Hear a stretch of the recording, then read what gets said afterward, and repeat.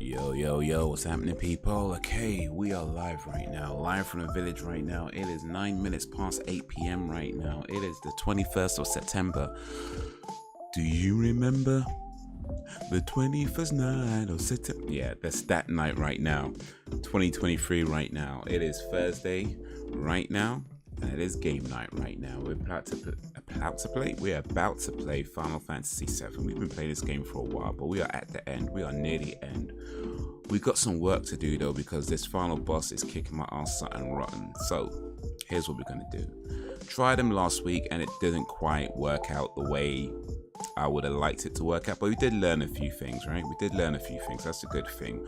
One of the things I learned is that once you destroy his belly button, you can pretty much damage his belly button from both sides. That's how it seems anyway.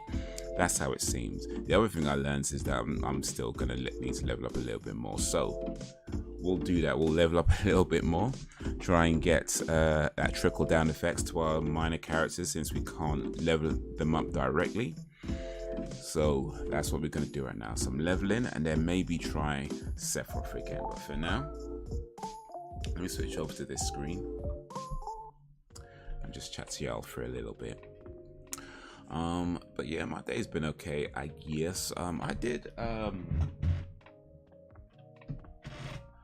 quite a lot today, actually, in terms of physicalities. So just getting a message about, okay, cool, been dispatched. Some stuff I ordered's been dispatched. Awesome.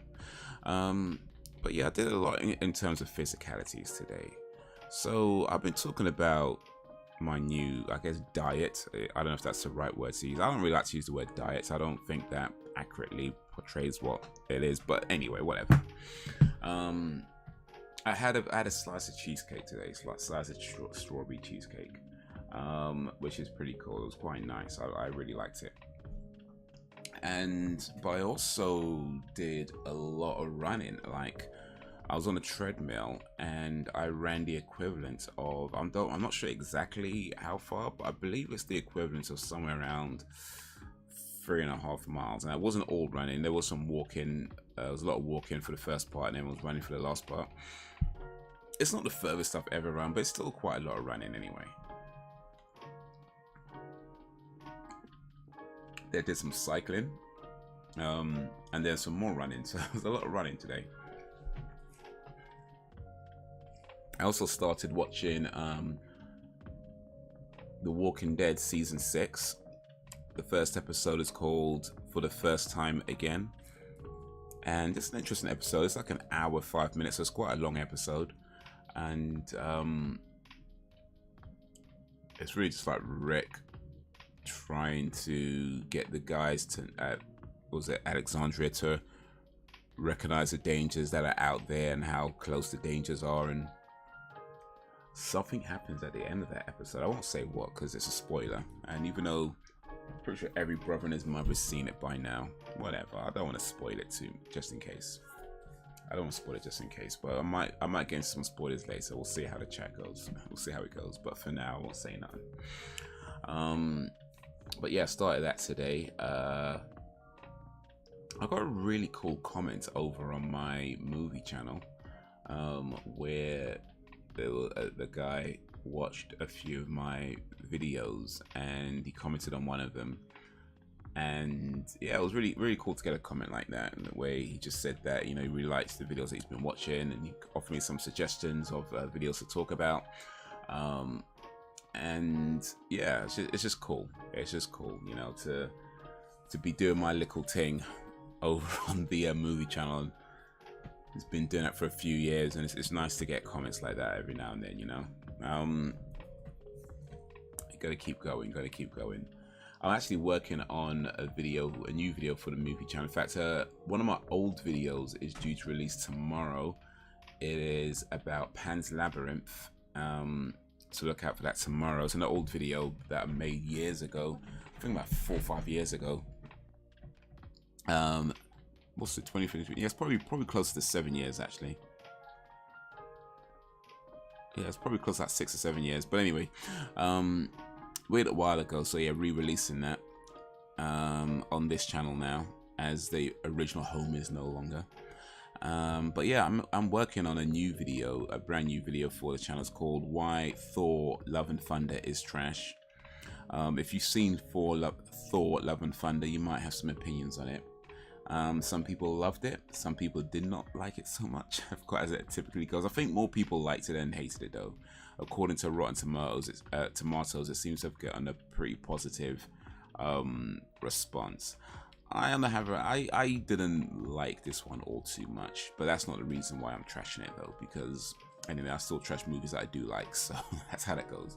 But I do feel there's a lot I can say about this, so I'm going to attempt that. So I started writing that a couple of days ago. Still at the beginning, nowhere near completing, so hopefully can get that done. Yo, what up, Brax Biv in the place to bivvy. How's Yivy?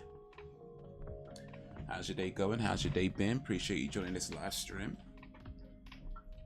1 second if you don't mind.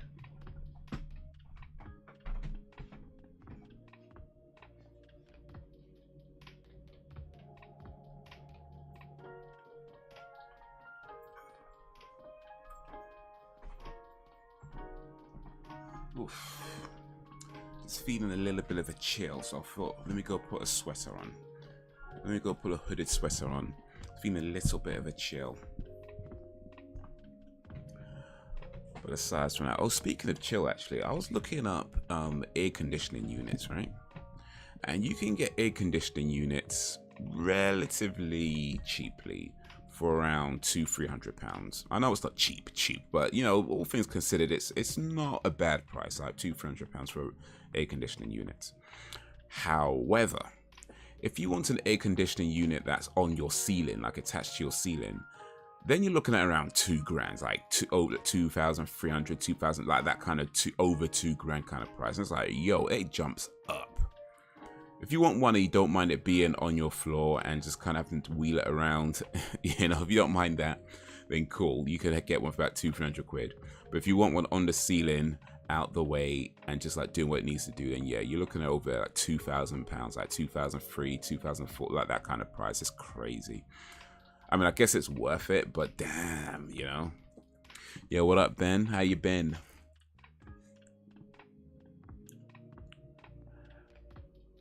Ben and Brex. Both doing well. Doing all right, man. Doing all right. Doing all right indeed. Let me switch over to this screen and get this show on the road.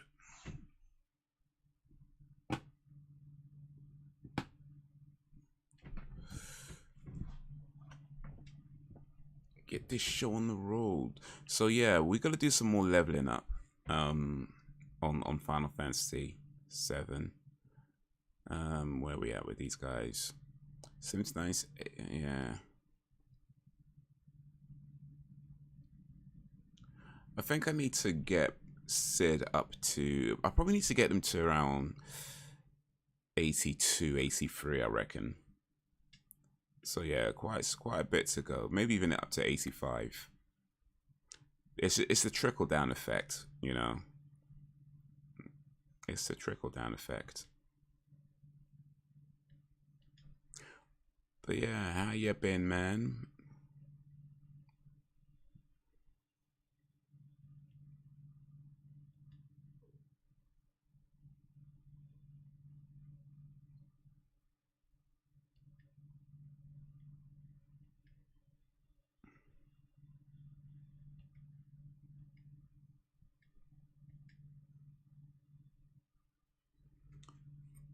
Give me something.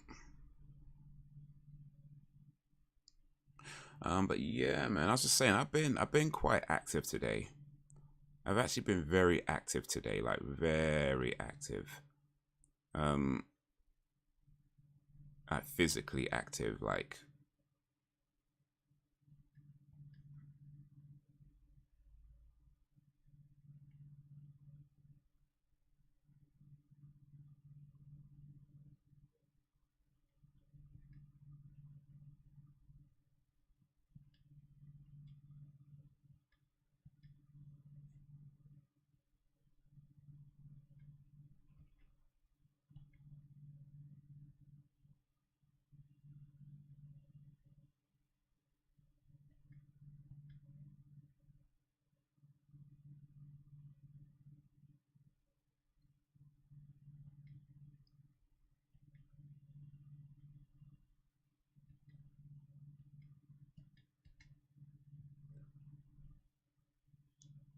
Takes with so much health though.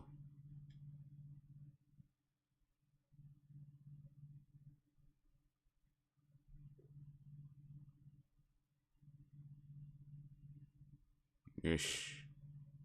He is picking on him though, like, yo. Why is he picking him?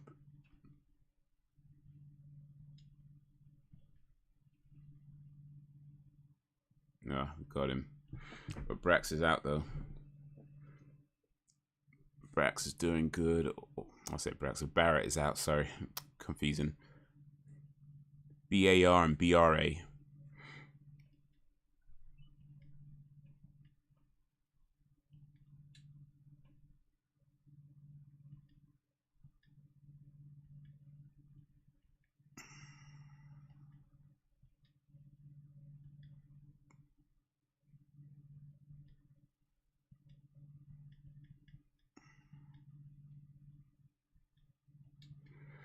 I'm gonna try and stick to magic things because I can restore my magic easy enough. My items, some of my items start to run real low, so I don't wanna use them.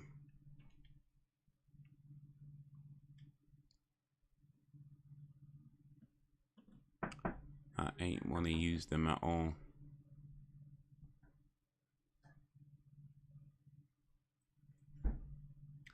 I ain't wanna use them at all, actually.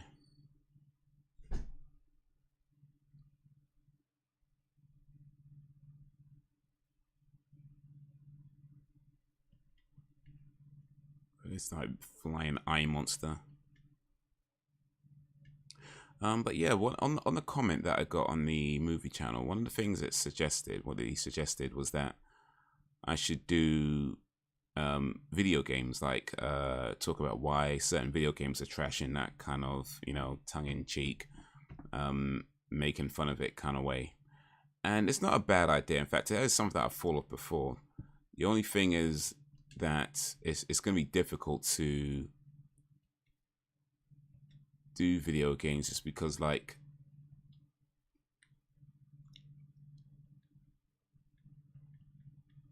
you know, the time that they take to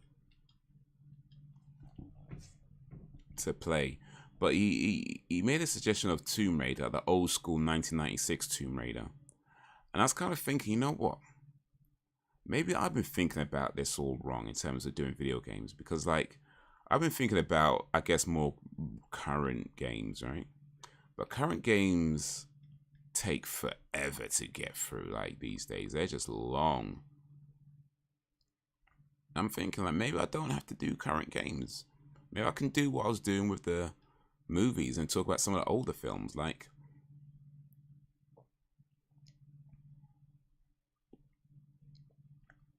And Tomb Raider seems like a good choice because I've played... Oh, I didn't complete it back in the day. In fact, I never completed Tomb Raider, not the original one. But it should be a shorter game because it was like 96. That's back when games were like less than 10 hours. And you can get it on PC. I mean, well, yeah, it's coming to PC, I should say, rather. Steam are doing or about to do a remastered version of it. I don't know if there's an original version on PC, but remastered be well and be fine. You know, I can do that.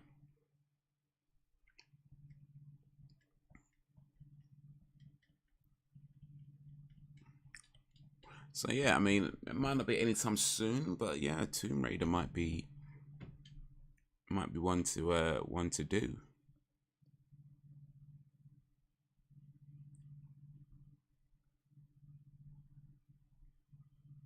This guy again.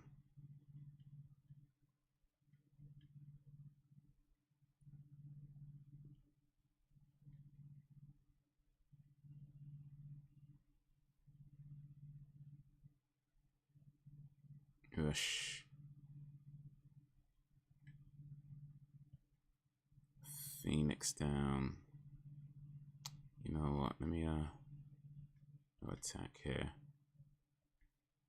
And I need to go life. Ugh, flipping why is this so difficult to pick? And then, cure. Let me go attack. And then Rags, I heard about that story mentioned at the end of Tuesday stream. About that poor kid. Oh wait, how did I? Oh damn it, man. Yeah, we got there.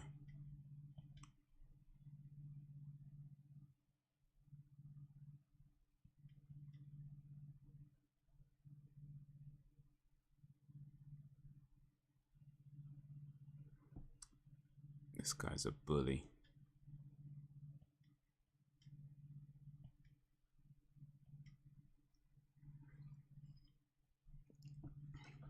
How you been, Ben? How's your day going?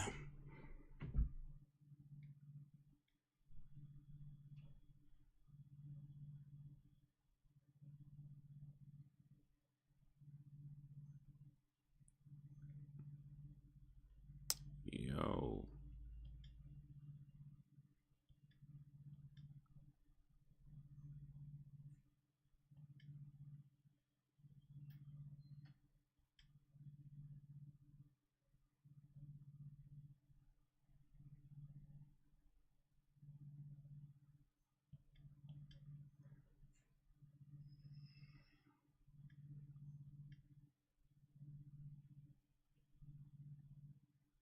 Damn it, damn it, damn it.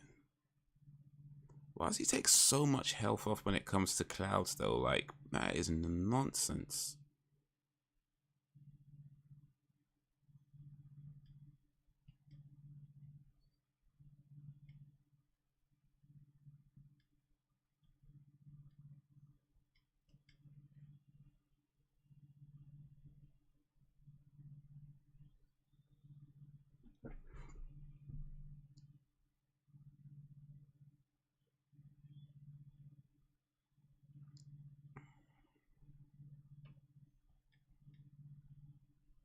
That is a nonsense. Yo, what up, Frozen G?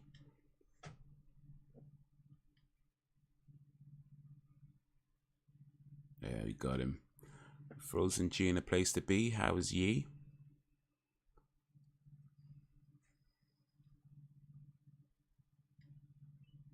Mega all mega nice. Xbox isn't doing so well. Yeah, they said. I did not. What did they say? The only thing I heard about Xbox is that Microsoft wanted to buy Nintendo at one time.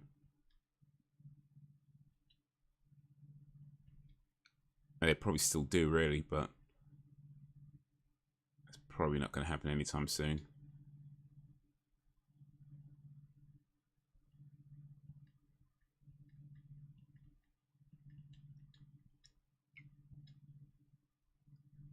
But no, I didn't hear what they said. Why is Xbox not doing so well? I mean, to be honest, like, I need to buy the Xbox console. So I don't think that Xbox console even needs to do well. And they've kind of shot themselves in the foot a little bit if they wanted to sell well, because the whole Game Pass on PC thing pretty much means you don't really need to buy a console. Man, we buy a console for if you got a PC, you could just pay a monthly thing and get it. Maybe not all the games, but certainly a lot of the games you can get there, so.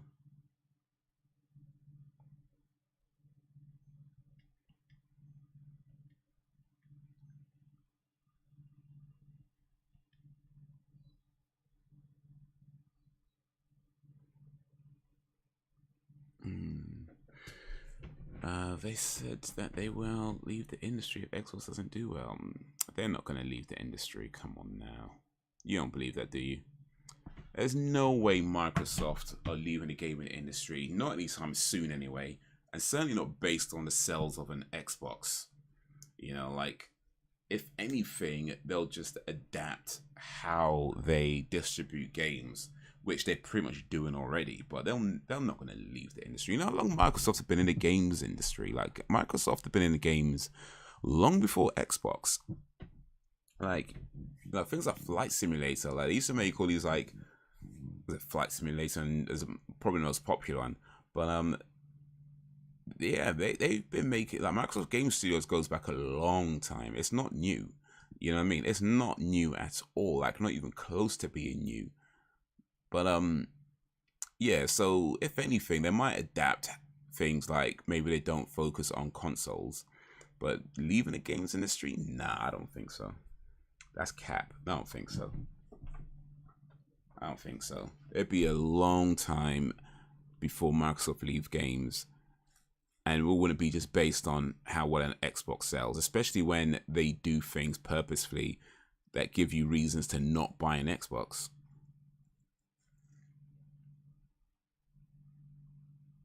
I saw my Series X a few days and bought the latest JBL speaker. Okay, how's that working out?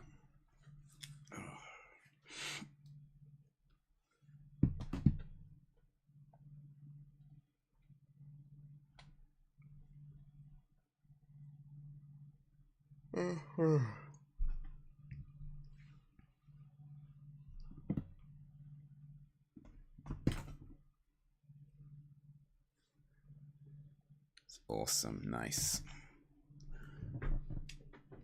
So Frozen, would you consider yourself to be an audiophile? Like, you know, somebody who's really into like how things sound and all that kind of stuff?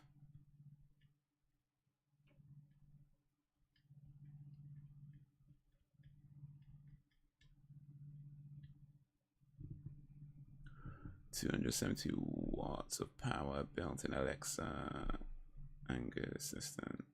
Not really. The are being willing to Haze. They have a new album coming out next month. I do. Okay, so you're just into headphones or just speakers and stuff. Okay, cool, gotcha. No worries. Yeah, I like Blink-182.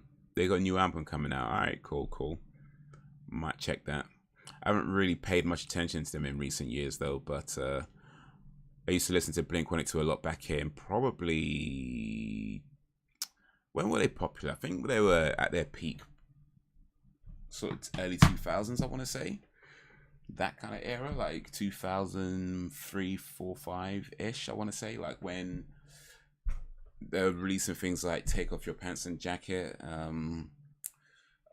that one with the lady nurse on the front cover, and one album after that, which I forget what it's called, but there was a period around about, I think, I want to say early 2000s, where they were really popular, and that's when I was really listening to them the most.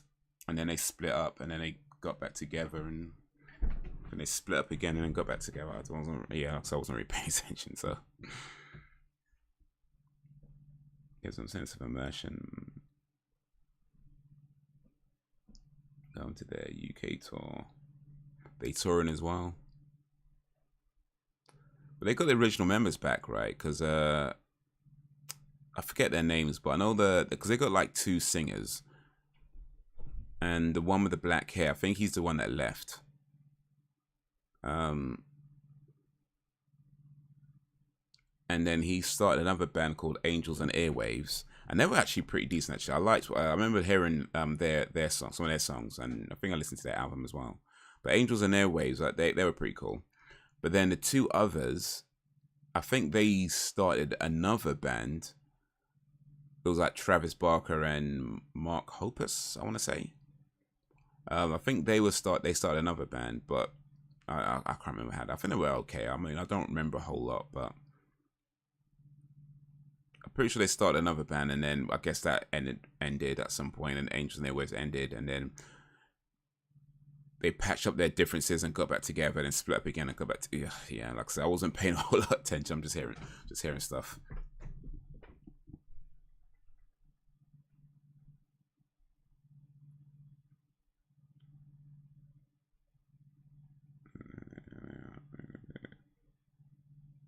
I'll spend money on tools. I'll assist them.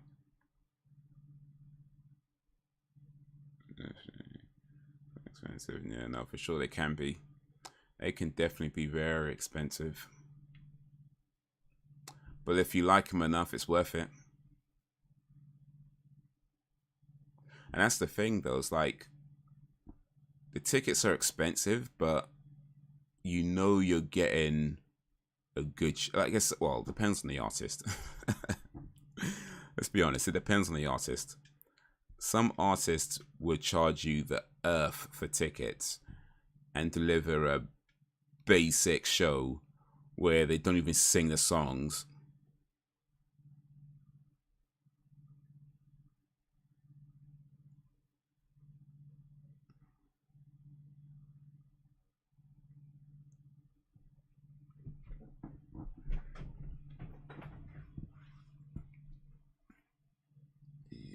The stories all over the news. It was in plus 3 other kids. And the daycare they were treated at the hospital, but he lost his life.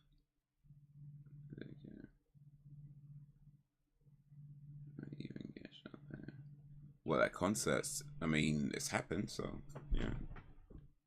There was that lady, I forget her name right now, but she was a singer and a YouTuber. And she got shot at her own kind of meet and greet. So after a concert. So yeah, and of course the Ariana Grande incident where the bomb went off. So yeah, that's not a joke. You gotta go. Oh, and of course there's the was it the Fire Festival or the Travis Barker? No, not Travis Barker. Travis, I can't remember his name, but the one where people got trampled. There was that as well. So yeah, safety concerns, bro.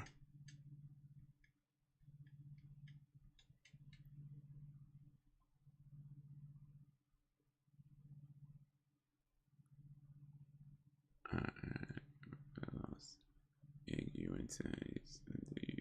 keep ticket subs? No, I don't keep ticket subs. I think I tried. I probably just ended up misplacing them and just never bothered after that. But I haven't been to many.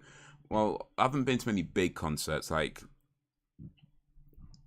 bands that you've probably heard of. I haven't been to many of those. In terms of gigs, though, I mean, I'm not sure the last time I went out to a gig. I mean, it's probably years. It could be years ago now. I used to go to a lot, though. I used to go to a lot of the unsigned artists around London, like so a lot of the local artists, musicians and stuff. I used to go to a lot, but I haven't been for years now. I remember like, it's got to be like 7-8 years ago, I reckon, at least, maybe even more than that. Hopefully we go into one soon, but we'll kind of have to see how that goes. Hopefully. How about you? When was the last concert / gig you went to? Eurovision don't count, by the way.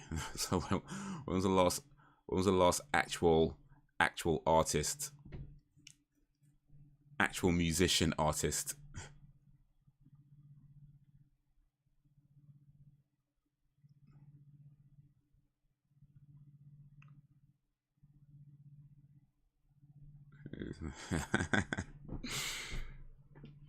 Yeah, what was up here? Then I say, and okay, they were cool. I was listening on artists do better live performances, especially at intimate venues now for sure. Yeah, so if I do go, it'd be a guy called Zio Zanardo, who is an independent artist. He's based up in Wolverhampton. But he's doing a gig in London. I think is it next month? I think it's next month. I have to double check. I know I've got it written down somewhere in my calendar. But yeah, hopefully I can get to that. But we'll see. Travis Scott, that's the one I was thinking of. Yeah. I saw a concert around this time, 2 years. The young artist who got shot at. So it was Christina Grimmie. Yes. In 2016, I think that's it. Yes. Oh, that's the one I was thinking of. Christina Grimmie. Yes, that's the one. That was sad news, man. Like, I didn't know of her before that, but I listened to some of her stuff afterwards, and man, I watched a movie she was in as well. That girl was so talented. But yeah, tragic event took her life. She was only like 20 something. She was young.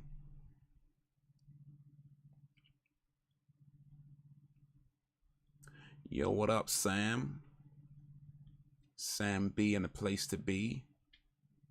How is ye?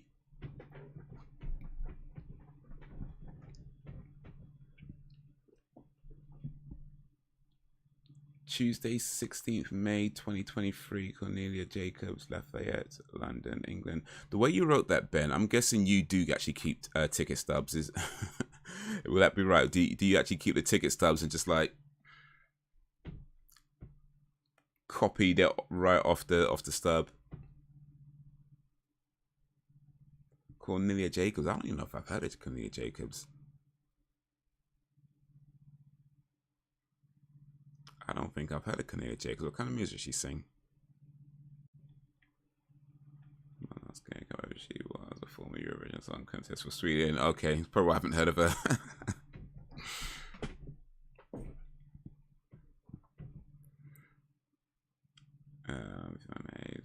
Being out. How did you find his music? I found his music through. It was actually for, I guess, say a recommendation.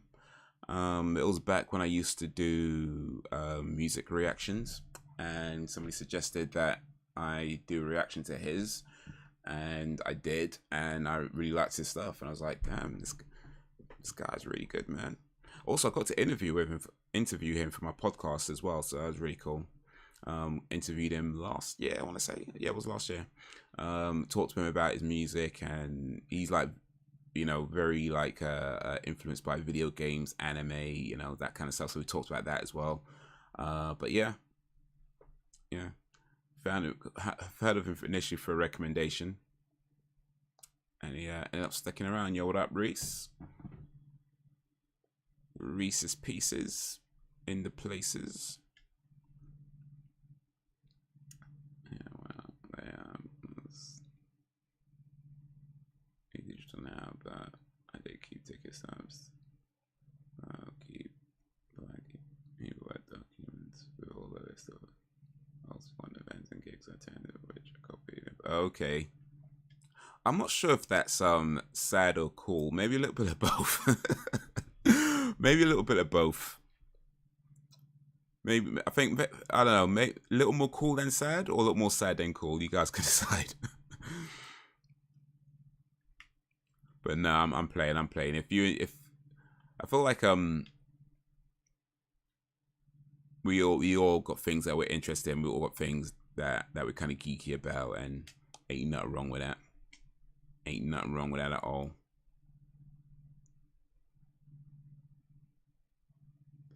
Is there any songs of his you can recommend? Yeah, all of them.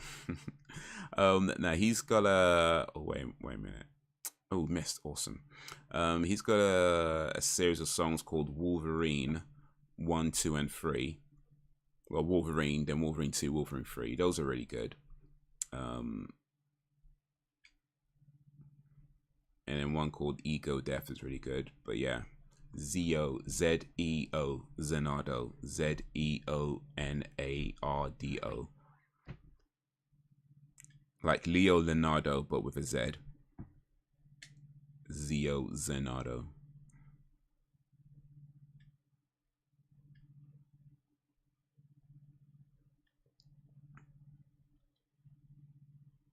I might have to be careful. This guy going. Is he going to attack soon? Okay.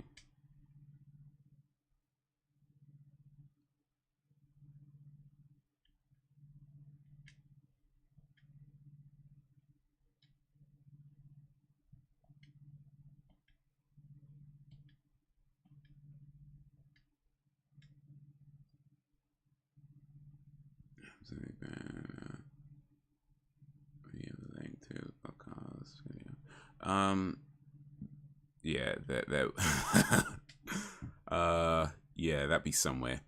Actually, no, there is a link. Actually, it should be linked to the podcast in the description. It's called Uncivilized Art. There should be a link to it in the description. Uncivilized Art, right in the description. Might have to scroll down a little bit, but yeah, there is a link to the podcast in the description.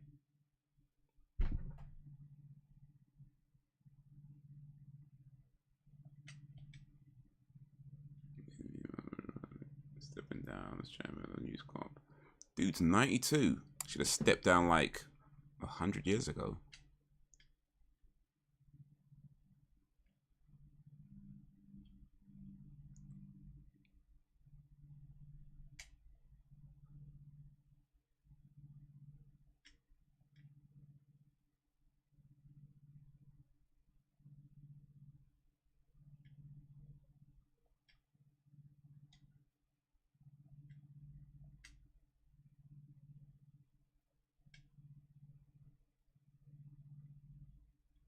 I think most of the media is in cahoots with the elites in the political narrative rather than pursuing truth.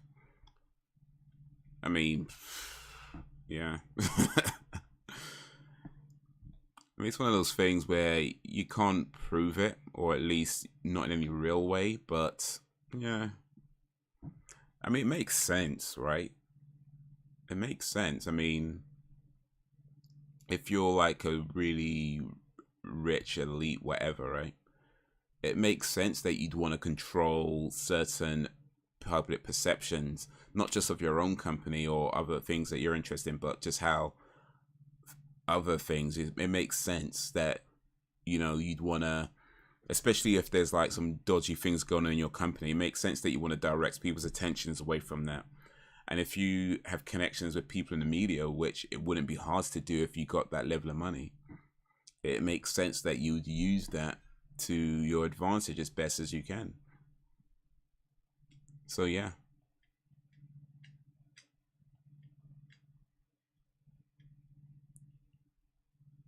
I mean, it's like, you know, we were talking about advertising the other day. It's like sponsorship is a way of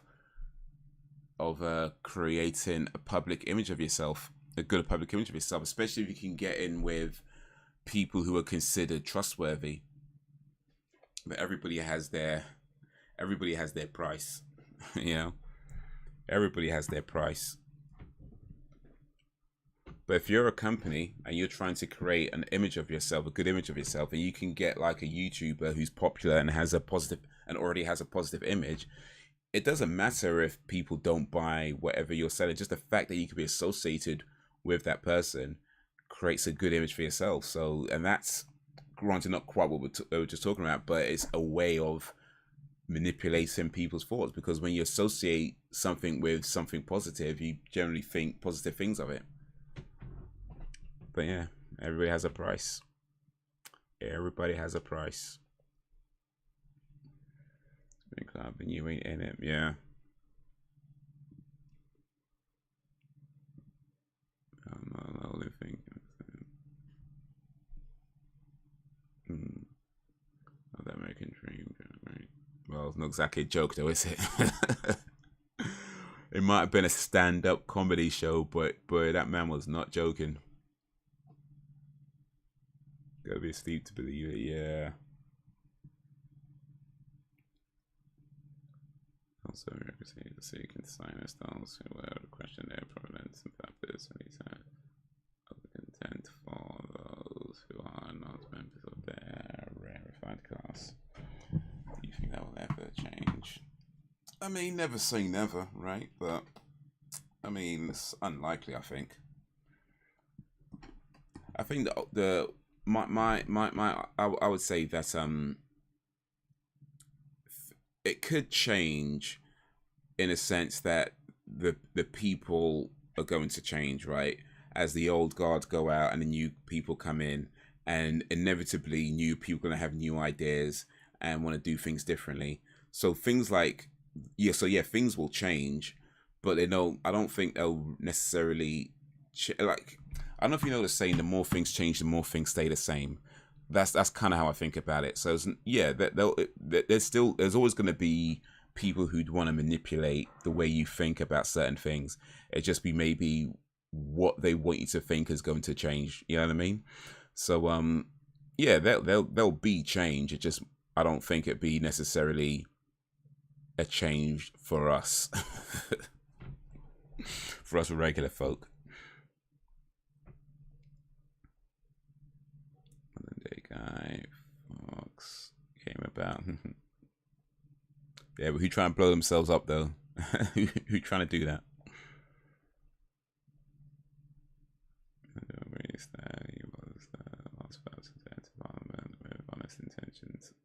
Well, yeah. Less and less control over our lives. That I'm saying I agree. Yeah, gotta be careful. They might be listening. They might be watching you.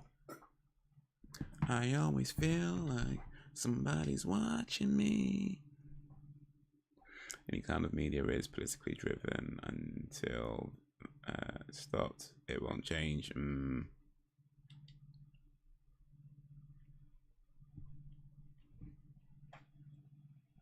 Yeah, Rockwell. And yeah, very well, ahead of its time, shall we say. Russell Brand, but I'm not sure I agree with YouTube spending for making money from adverts violating its creative responsibility policy. Yeah, I mean that seems like a rash decision, to be honest with you. I mean, don't get me wrong, I do think that the idea of, you know, people's behavior outside of the platform should be considered, especially if we're talking about, you know, serious things, right? But at the same time, until it's actually proven, or at the very least, if you've got like strong enough evidence to suggest that it's likely that he did it, you know what I mean? That I feel like then okay, fair enough. But when it's just an accusation, it seems like a rash decision to me.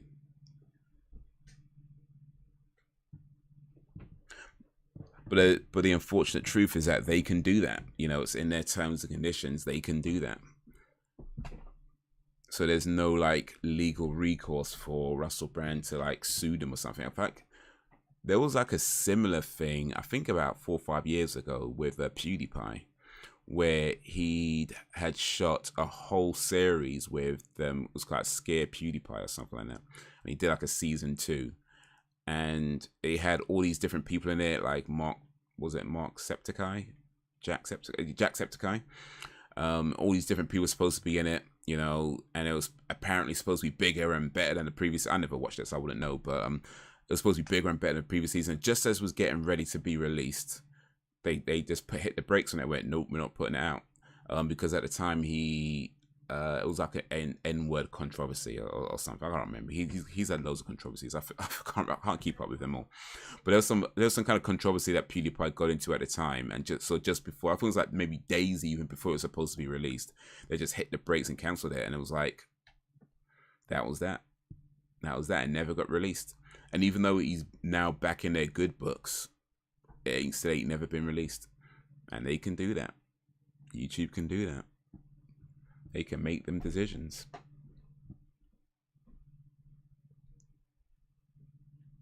I mean, Sean Brand seems like he was part of the club and defected, maybe.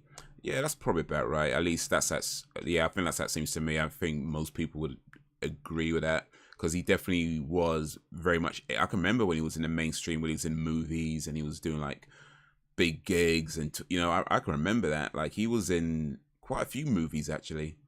And he starred in quite a few movies. I think it was at least 3 or 4 movies that he was the main actor in. So he was pretty much top of the Hollywood, you know, mainstream fame. And then I don't know why, but for whatever reason, he decided to just like step away from that, and more became very much anti-establishment.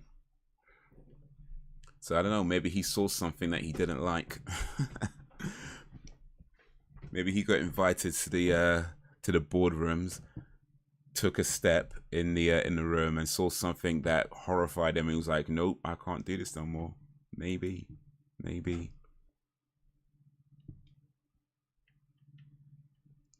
Caroline Diniage, chair of the House of Comms Media Committee, wrote to a heap of other social media trying to get him pulled from Facebook, TikTok. Really, that's a bit much. Rumble, I don't even know what that is. Is that social platform, Rumble?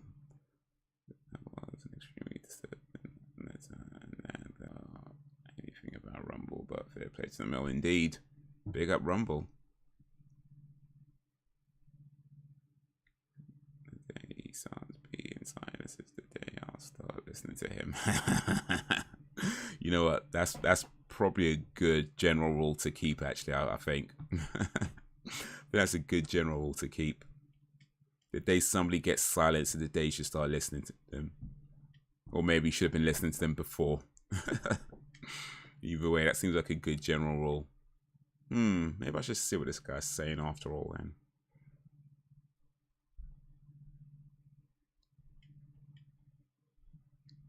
He's got 33 tattooed on his arm. He named his recent tour 33.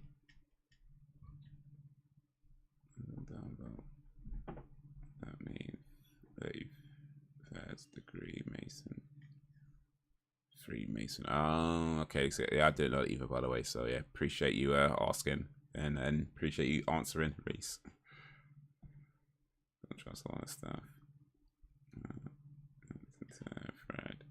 He's been silenced.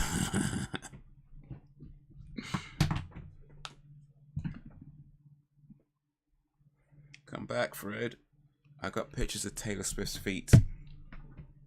I'll sell them to you.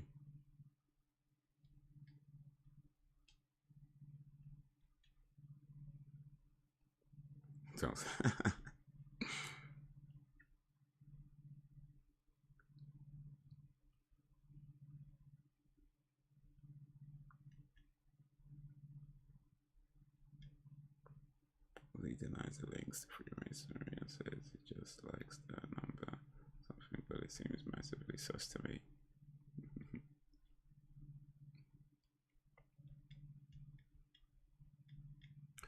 So my understanding of like Freemasons and that whole thing is that it goes back to the days of, you know, when people would make things out of stone and various things, and I can't remember the exact order whether stonemasonry came first or Freemasonry came first. I think stonemasonry came first, but anyway, it apparently goes back to the days of like when newer materials and technologies were coming in. People kind of concerned about how it would affect their crafts and their ability to make money, and that's how these groups kind of got set up. Just people saying like, "Hey, we need some protection." And I guess they were amongst the first maybe unions or union type things. Now, that was like way back in the day. But so I'm guessing that by now, you know, that they're not quite how they started. You know, they've probably changed a lot over the years, I'm guessing. You know, I don't know a lot about what they do now. I know people look at them as a secret society and you know, that's kind of thing. And I don't know, maybe they are, or yeah. Or call me that secret, people know they exist, I suppose, but yeah. There should be none of that crap in true, free, and open democratic society. Oh. Got each other's back, basically. They're organized, yeah.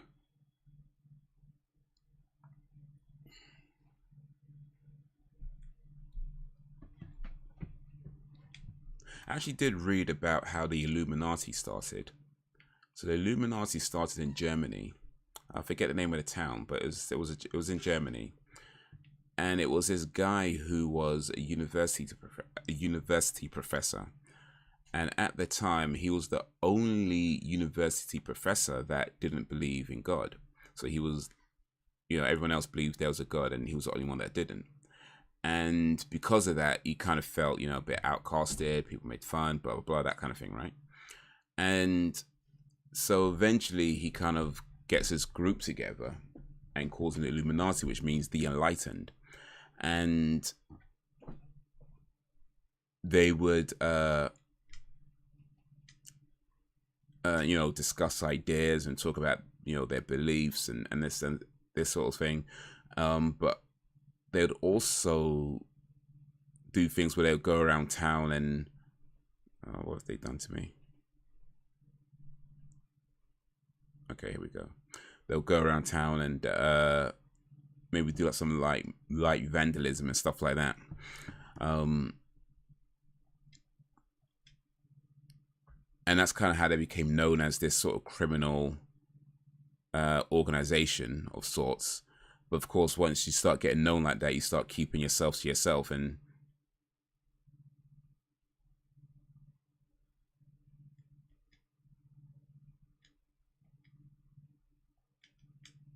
you don't do so much.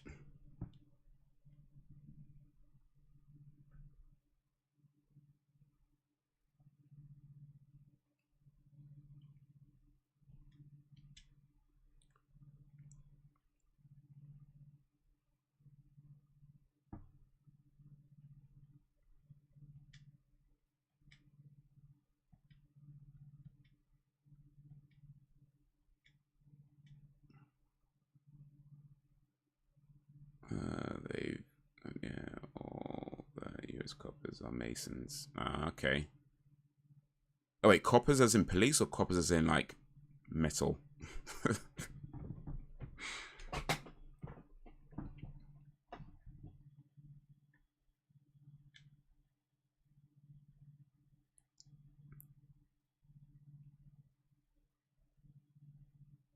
Yeah, Popo. Okay, gotcha. Have you ever done any vandalism or graffiti? Haze? If so, what was your tag? Not really. I mean, I guess I've broken things, but I don't know if that counts as vandalism. Mad question. Is it because I'm black? You just ask me if I've done vandalism. The hell? Ben's out here. He's black. He must have done something. I'm playing.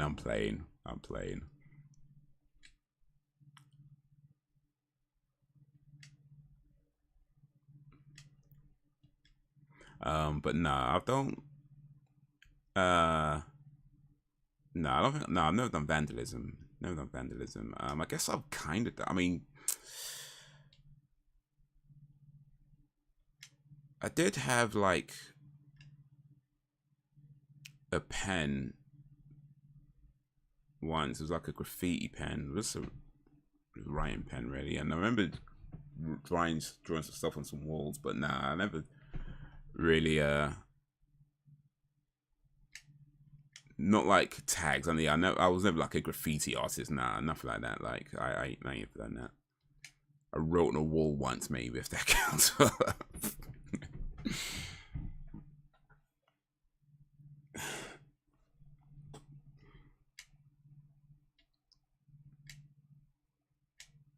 Oh snap! Oh snap!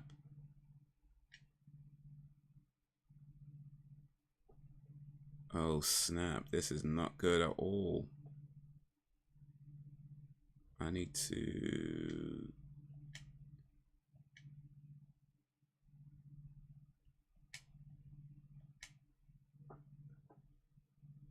get this guy back up real quick.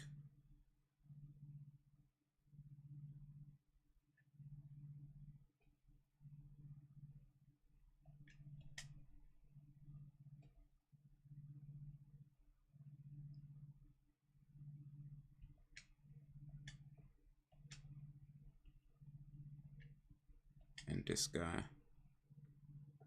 Bring him back to life. This is too close, man. Too close.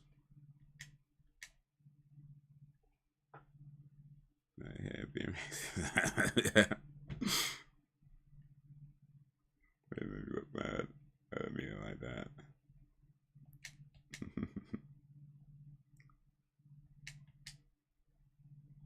Ooh, got him. I have to spin the it's the popular thing to do these days. Indeed. Just remember the dictation tags that were popular back in the day. Dictation tags. Chris Daly is bloody legend, by the way. If you've never seen any of his works, check him out. You can be heroes in Summer Heights. Okay. I don't believe I've ever heard of Chris Lee. Speaking of graffiti, actually, there is a graffiti artist that I've seen around London quite a lot. I've just followed them on Instagram. But I see these tags around called 2 wins, like number 2, and then W, and it's a was it? Yep, an exclamation mark. then NS. So it says 2 wins, like twins. And yeah, I just seen them around a few places in London, and I thought, let me look these guys up. And yeah, they're on Instagram. So I just follow them Instagram. So yeah, I follow graffiti artist. No idea who it is, but I see them around town.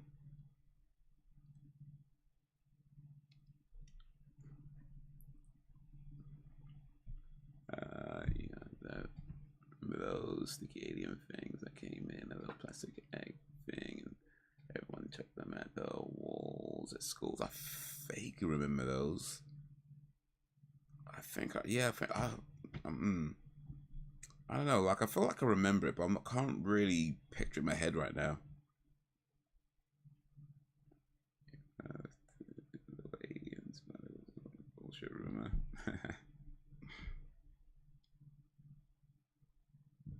It's all bullshit, all of it.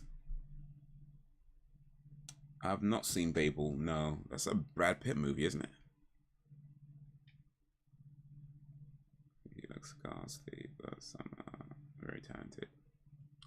You know what? Like, I think it really depends. Like, there's a lot of like really good, talented graffiti artists around, but there's also a lot of guys that just scribble.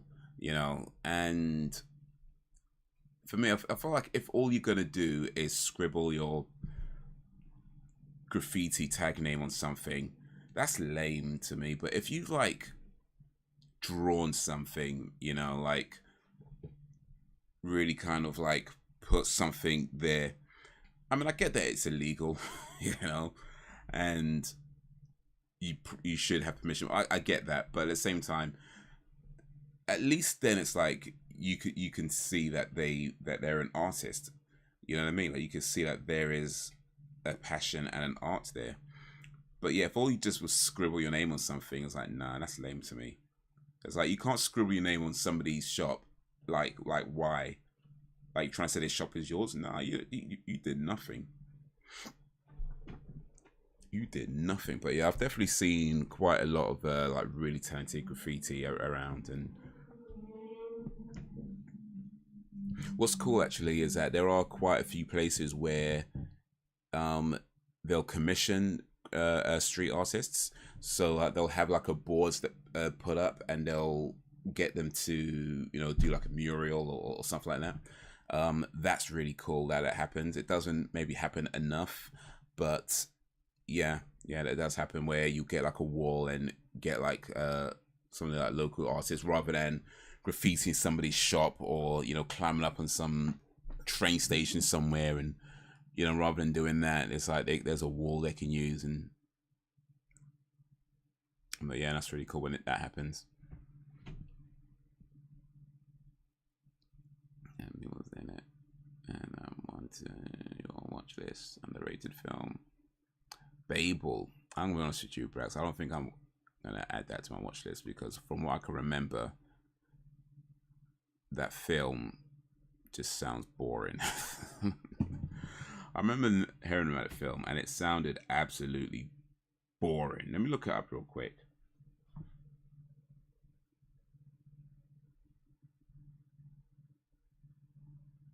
Babel, 2006. Tragedy strikes a married couple on vacation in the Moroccan desert. Touching off an interlocking story. Yeah, that sounds boring. I mean, you know what? Maybe it's better than it sounds. Maybe it's better than it sounds. In fact, it's directed by the same guy who directed that movie with Leonardo DiCaprio, the Oscar-winning one. It's 2 hours and 23 minutes, bruh. I don't know, man. Never say never, but I'm not gonna go out my way for that. For a 2 hour, listen, I don't mind a long movie, I really don't. But for a 2 hour, when a long movie already sounds boring, it's like, that's a hard sell, bro. That is a hard sell. Like, it sounds boring and it's long. If it sounded boring and it was short, then maybe. But if it sounds boring and it's long, it's like, nah. It's like, nah. You're nah. film lost me a Brad Pitt. What else?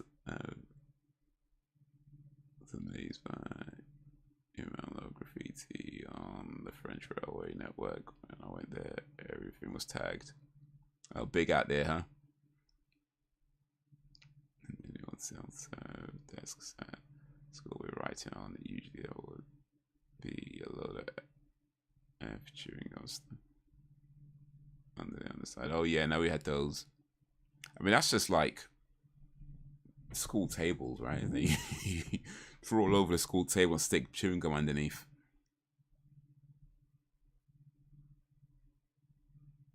So you never like kick the bottom of the table with your knee. Still need to watch Lockstock. I've seen Lockstock. That's a good movie.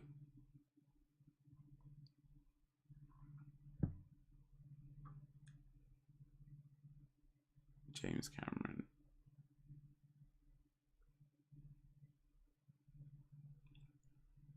Oh right, no. His name's what's his name again? Alejandro Gonzalez Iñárritu. I probably said that completely wrong. I'm sorry, dude. But yeah, he directed you know that movie with DiCaprio where he's crawling through everything and he like hides in a horse, and he directed that. It took place in 3 or 4 different countries. Do you like some Brad Pitt films? 7, Fight Club. The Fight Club's really good. 7's pretty cool as well, actually, but yeah, Fight Club's really good. Did you guys also call it Chuddy? Oh, it's about chewing gum. I don't believe so. I don't think I ever called chewing gum Chuddy. Petrified Chuddy. Nah, I think we just called it bubblegum or chewing gum or gum. I don't think we had a slang word for it, to be honest with you. Not that I remember anyway. I'm in an island on my own, and it's fine. 7's a pretty good movie. It's like, you know, the 7 Deadly Sins. I mean,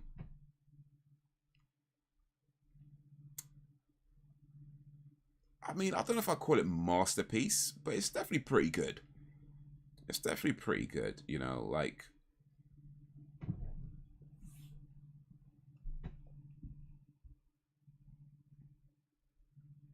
I wasn't Lockstock there. There was some really famous movie you haven't seen. I can't remember it now. I mean, I haven't. If it's a Guy Ritchie movie, it's probably Snatch. I haven't seen Snatch, and that one has Brad Pitt in it as well. I'm behind on Brad Pitt movies by the sounds of it.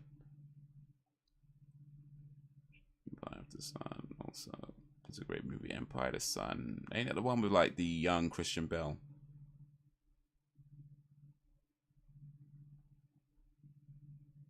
Extreme, and it has that nonce in it as well. 07, yeah. He who shall not be named.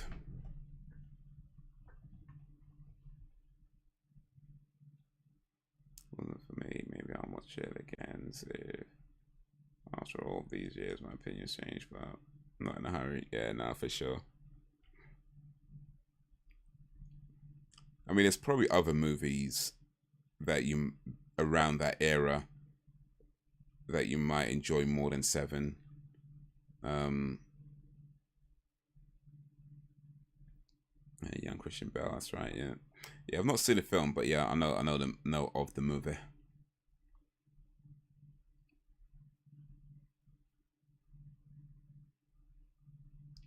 In a Shania.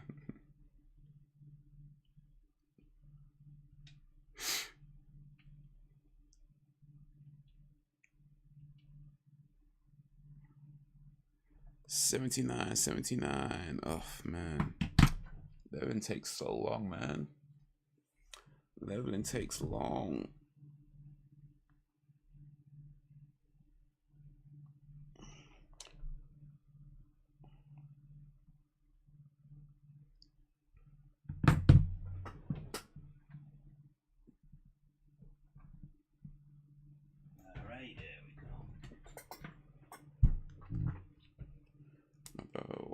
was talking about the new Top Boy at Snook yesterday. He said it's pretty good. Well, I would disagree with that. It's not pretty good. It's freaking amazing. Top Boy was superb. In my humble opinion, from beginning to end, it was incredible. I mean, yeah, I could probably nitpick it and point out a few things here and there, but overall, from beginning to end, it was incredible. Like, they pulled off a really good show from season 1 till when it ended. It was really, really amazing what they did with that. So yeah, if you've not seen Top Boy, I 100% recommend that. It was really good. It's on Netflix if you've got Netflix.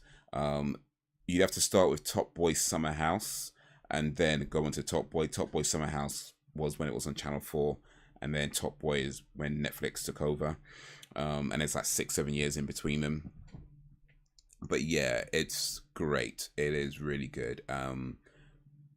A pretty, I mean, it's dramatized, of course, but I'd say it's a pretty accurate portrayal of, you know, London gang life. Not that I'm hanging around with gangsters, but you know, from what I know, it's a pretty accurate portrayal of London gang life. And yeah, I mean, it's dramatized. Of course, things are a little bit. They got to make a story, so it's not going to be.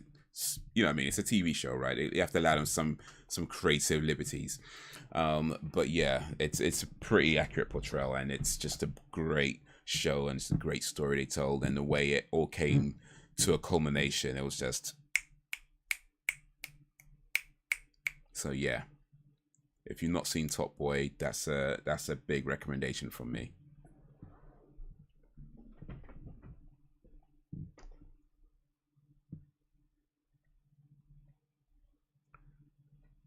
Oh, Shania. You know what? I was reading that as Shania. I don't know who you were talking. I was thinking it was like a character from a movie or something. I was like, okay, cool, whatever. Thought it was a character from a movie, but I was reading it as Shania. I mean, I was reading it as Shania. But yeah, Shania Twain. Okay, yeah, gotcha. I get you now. You see the okay, yeah, you already know then.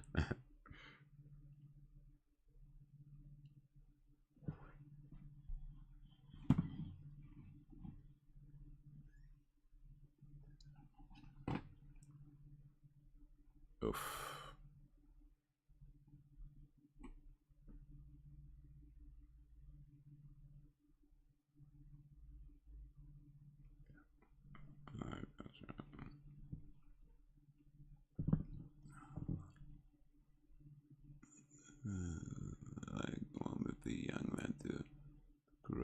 Oh yeah. That was in the first season or second season. I can't remember, but yeah, it was one of in the early ones. Yeah. That was his name's Benedict Wong. And he's actually in the Marvel movies now. Like he plays Wong in the Marvel movies. There's actually quite a few people who are in Top Boy that end up in Marvel movies. So just because you're from the ghetto doesn't mean you can't grow.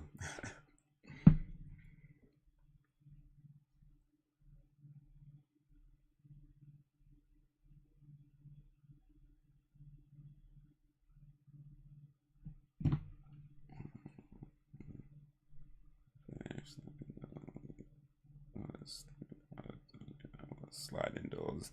Ain't Sliding Doors is a movie, right?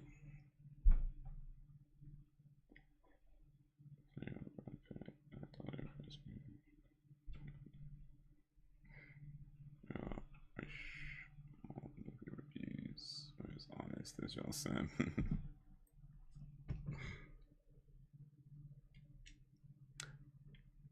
You know, I feel like a movie review, like a true movie review, where you want to give your opinion on a film without spoiling it. You really just need like a few words. Like, you really don't need, like, a lot of these movie reviews don't actually review the movie. They just tell you what happens. And it's like, bro, I don't need you to tell me what happens. I can watch the movie if I want to know what happens. I'm watching a review. because I'm trying to gain an understanding of whether it's something I should, you know, spend my cinema ticket money on, right? But a lot of these times reviews just don't do that. They just tell you what happens. And what's worse is that they be like, oh yeah, it's a non-spoiler review, and they're just telling you what's happening in the movie. And it's like you're yeah, that's why one of the reasons I don't watch a lot of reviews. It's one of the reasons. Not the only reason, but one of the reasons.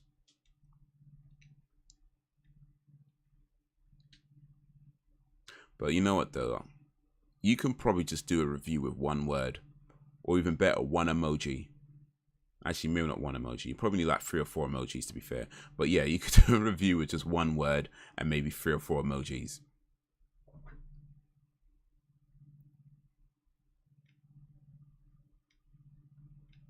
That don't impress me much. Boom, boom, boom, boom. You may got the moves, but you ain't got the touch.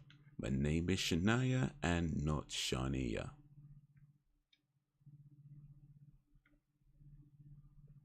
Sliding horse. Well, at least it's happy poo, you know. At least it's happy poo. I don't think there's an angry poo emoji, which is a shame, really. I think that's what they really need, an angry poo emoji.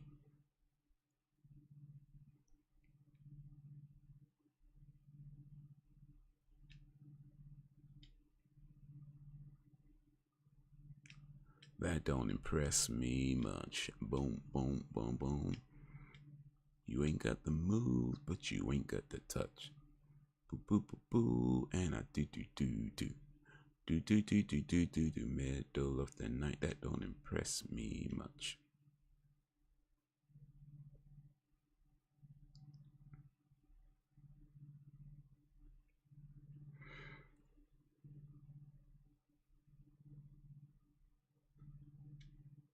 Ugh.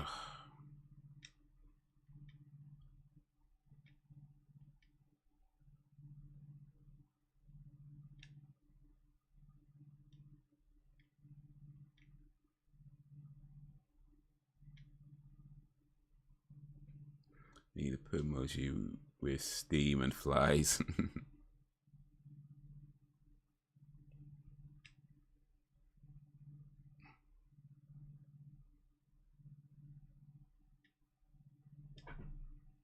Oh man. Ugh. I swear, I don't know what the buttons on this thing are.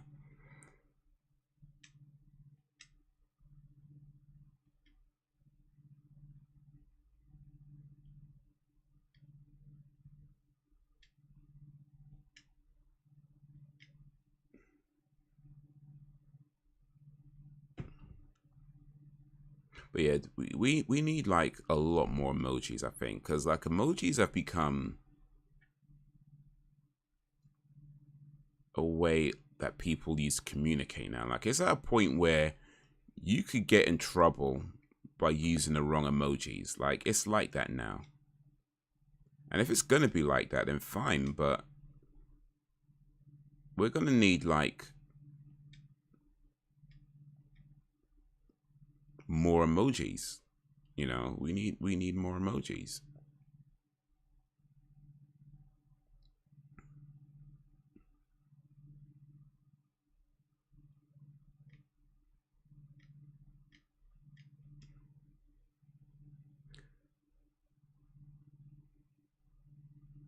Oh, got him.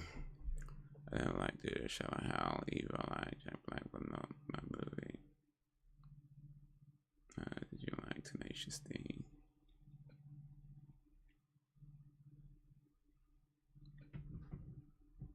Tenacious D, huh?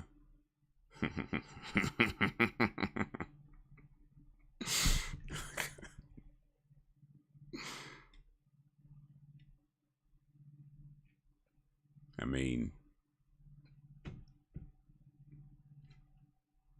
think a lot of people, a lot of women like Tenacious D.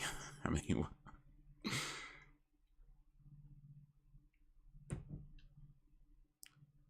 better than Floppy D, you know what I mean? Like, so, better than Gives Up Too Quickly D, so.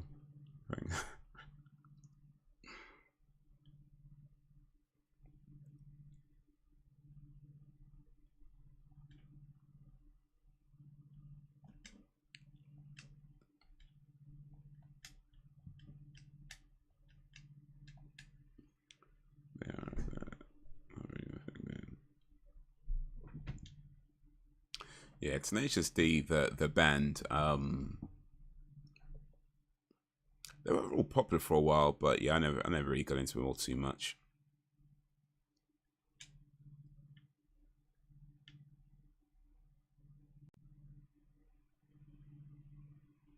That's a nice tribute, and another song, but not really my thing.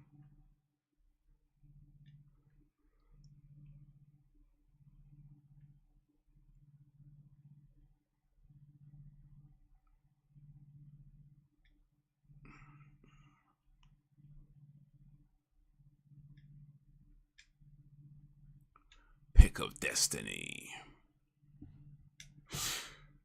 Ugh.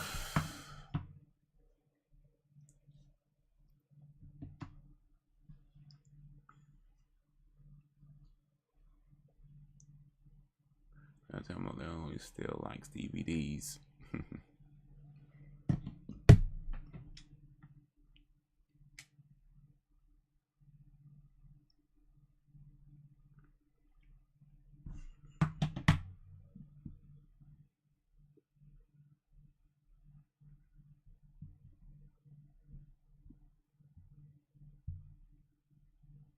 Yeah, DVDs are pretty cool, but when it comes to convenience, man, bruh, that streaming with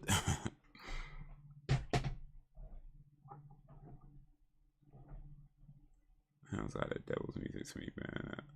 That's my innocent ears. I mean, a tribute is a song about meeting the devil and playing the best song ever. So yeah, pretty much. I mean, it is kind of is pretty much that.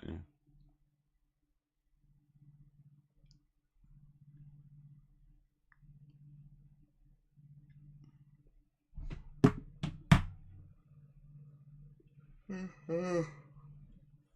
Oh man.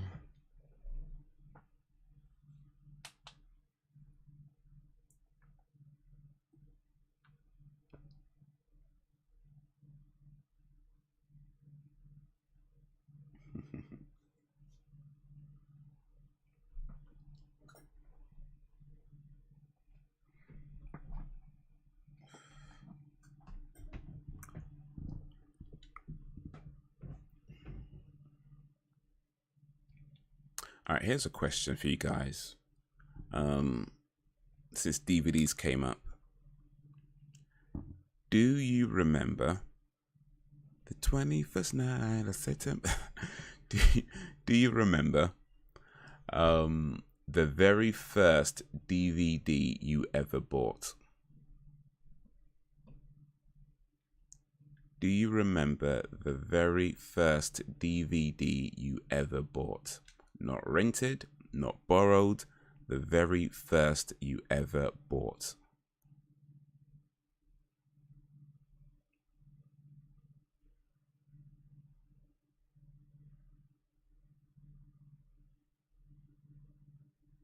I agree with you, much more my fave. Soft, angelic, and soothing.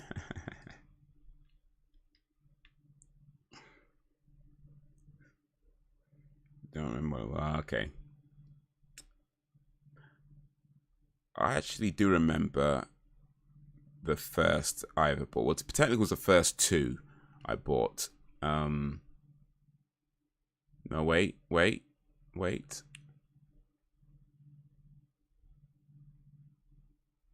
No, I kind of misremember. I think I got it now.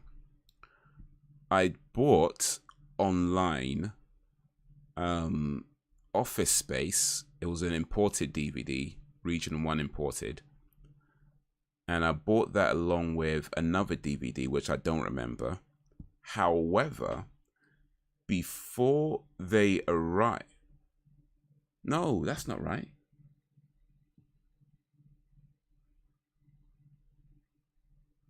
No. I think I got it now. I bought Office Space, but I bought that before, because I bought two DVDs, two Region 1 DVDs, before I actually got a DVD player. And it was, one was Office Space. I don't remember the other one, but I remember there were two Region 1 DVDs. They're American DVDs. And I remember buying them before I got a DVD player. And also, I think I bought later another DVD, which was Made in Britain, the Tim Roth movie by Alan Clark, who did Scum. I bought that as well. Also before I got a DVD player. So I had like 3 DVDs before I got a DVD player. But yeah, if memory serves, it was Office Space was one of those. There's 2 that I bought online. Office Space was one of them, but that other one, that one I don't remember.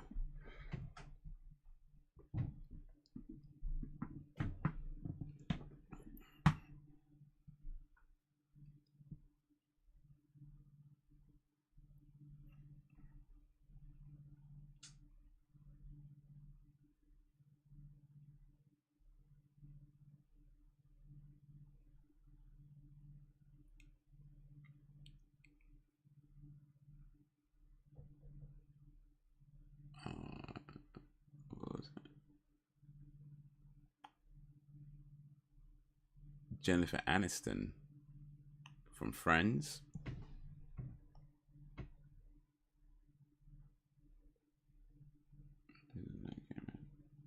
Oh wait, yes, Jennifer Aniston is in Office Space. That's right. Yeah, no, sorry, I got what you were saying now. Yeah, Jennifer Aniston is in Office Space. That's right. Yeah, she's co-star, I guess, or supporting actress. But yeah, she is in it. Mike Judge movie. Who did Beavis and Butthead? Great film, by the way, if you've not seen it.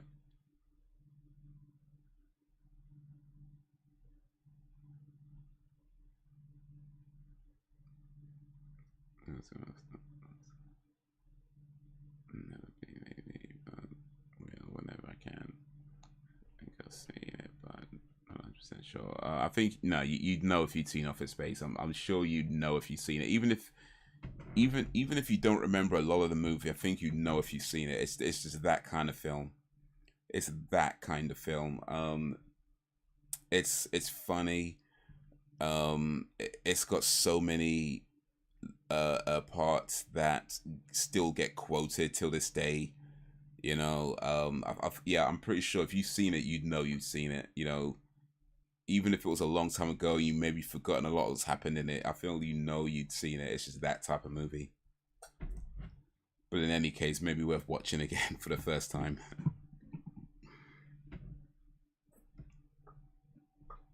Actually, funny story about Office Space. So yeah, I bought it as a Region 1 DVD, and I had it before I got a DVD player, but I did have a region unlocked for my PC.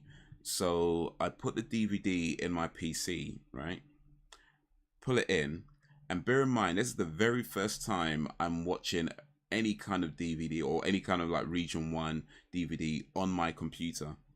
And it starts playing. But the thing what they do with Office Space on the DVD disc, when it starts playing, it shows all these like pop-ups on the screen saying error, error, error. You know, something's going wrong, federal bureaus being contacted or something like that. It's all popping up on the screen. Bear in mind, this is the very first time I put a DVD in my computer, and I'm seeing error, error, error, federal bureaus contact, all that kinds of popping up. And I'm shook. I'm like, I am shook. And then, of course, I realized it was just a joke that they put as part of the DVD, package because, yeah, mate.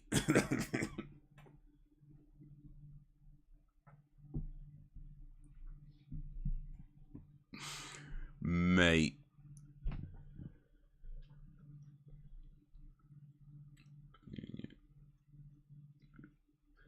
I saw this in mine would have been A Star Is Born. Okay, yeah. Let's see it. But yeah, no, worth watching for sure. If you have seen it and forgotten, it's worth watching again. If you've not seen it, it's worth checking out. It's a really funny film.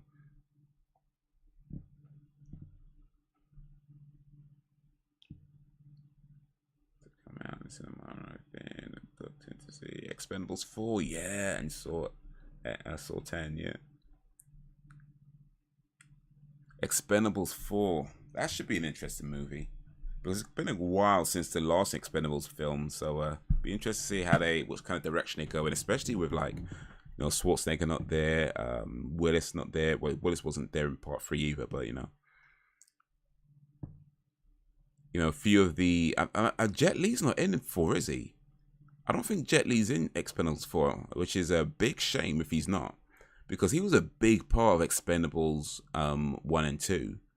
Not so much 3, which they kind of I ain't gonna lie, that kind of upset me a bit. The fact that his role was so heavily cut down in part 3, and now it seems like because I've seen the posters around, his name's not on the poster. Like Jet Li's name is not on the poster, so I'm like, yo, is he just not in this film now? Like, what's...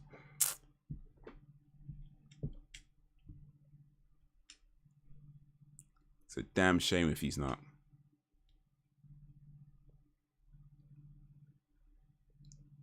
You go to them often?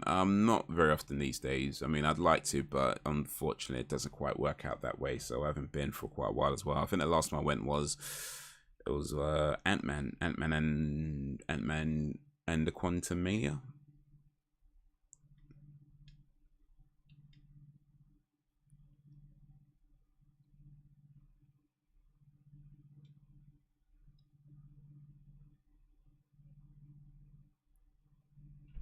Much choice for cinemas. Used to live near an earlier, now I live near a brand new. Do you have much choice with cinemas? Okay. I would assume Hull has more than one cinema. I mean, but then again, I don't know. Maybe not. I think they, yeah. Do you have much choice with cinemas?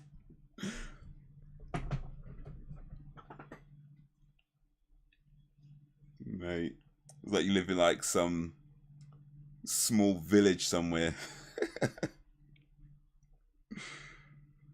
Some tiny village way out in the sticks.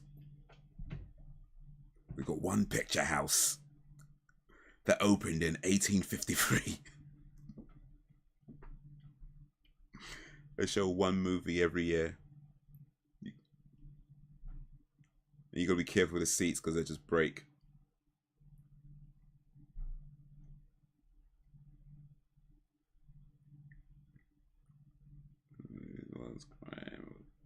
Crimes of the Future.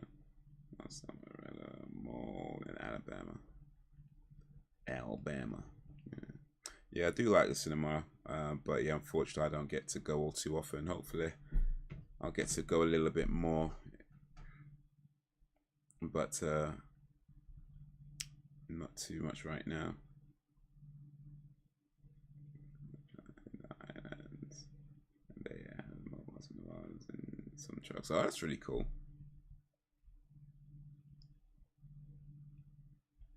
You know what I would like to go to, actually?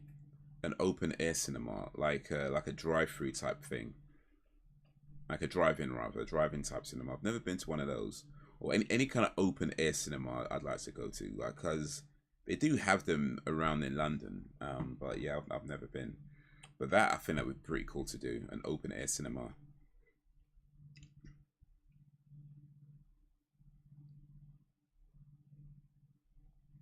He brings out that African movie we'll go to. Oh, for sure. Oni in Africa with a spear. Actually, you know what? We're making jokes in that, but a film like Conan, like a character like Conan, that can work well with African mythology. Like Conan travels the world or whatever, because they kind of did that with Sonya, the traveling guy, and it wasn't Conan, but it was Conan, not something like that. Like he's traveling, he's maybe seeking out adventures and helping people out, like the littlest hobo, but something like that, character like that could work well with with African mythology. So I'm just saying it's not as far-fetched as we might have thought. Like if they ever did a new Conan movie, like Conan's like older now or whatever, and he's like just traveling the world, and he ends up in the Sahara Desert or something. You know what I mean? Like that could I'm just saying that could work. That could work. Wait, when you say nachos on me, do you mean that I'm paying for the nachos, or are you just gonna throw nachos on me? Like, what are you talking about? To be honest, I'm not sure I like either one of those, really, to be honest with you. Like, I'm not sure I like either one of those outcomes, either one of those scenarios.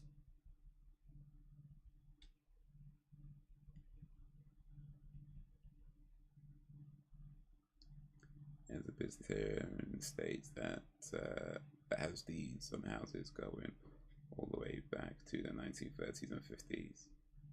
Okay, so what, do they rent them out or something, or?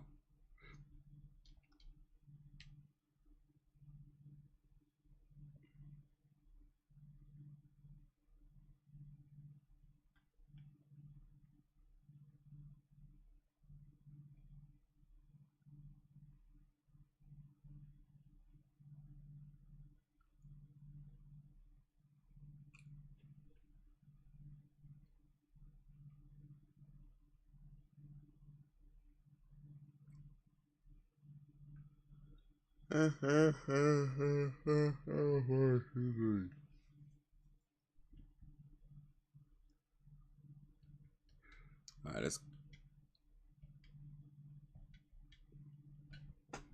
let's take care of this lion dragon thing.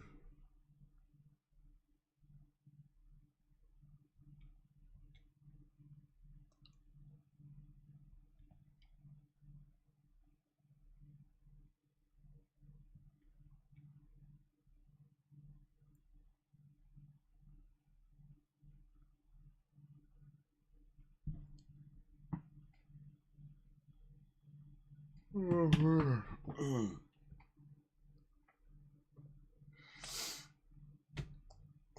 yeah, man.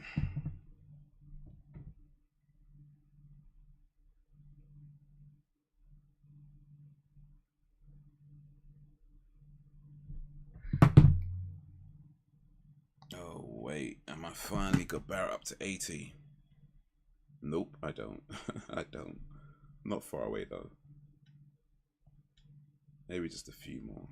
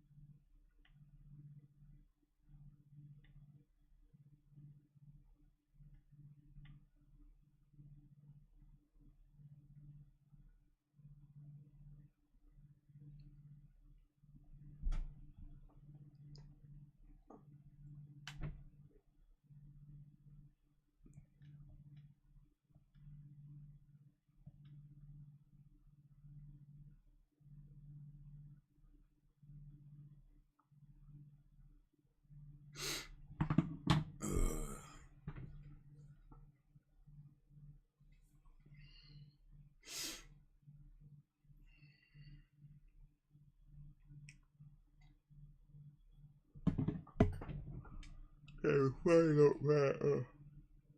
Another 80. Sid is not too far behind. Maybe 2-3 more matches to go.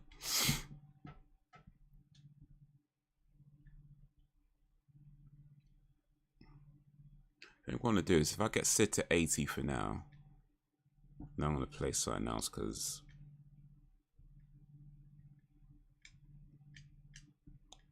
leveling up is long, man. I swear down. So yeah, let's get Sid to 80. And I might put a different game on.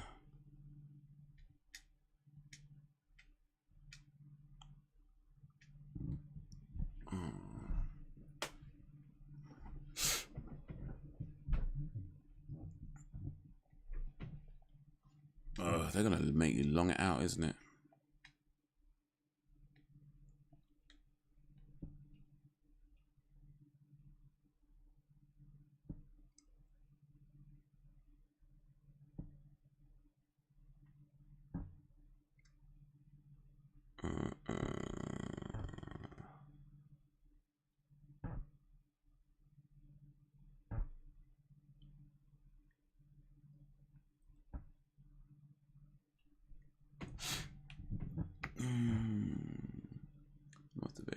My stomach is feeling off.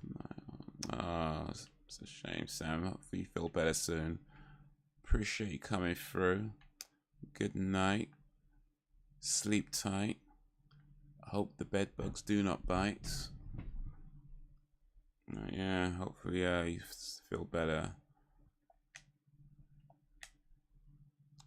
But yeah, stomach bugs. Eesh.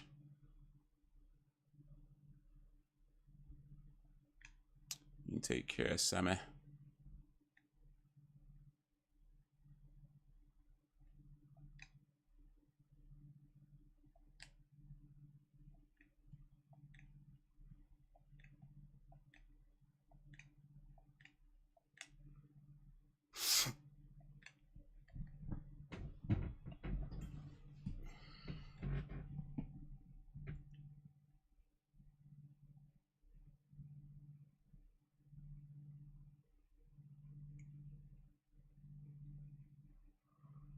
Oh,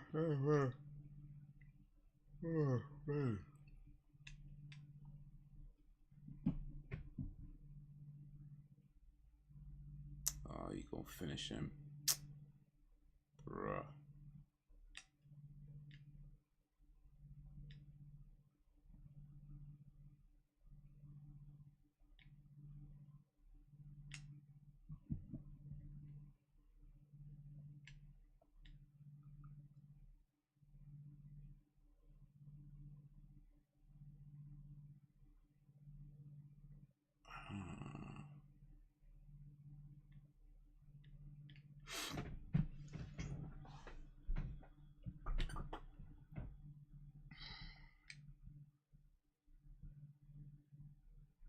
Everyone's grudge. Oh, you gotta do it again, bro.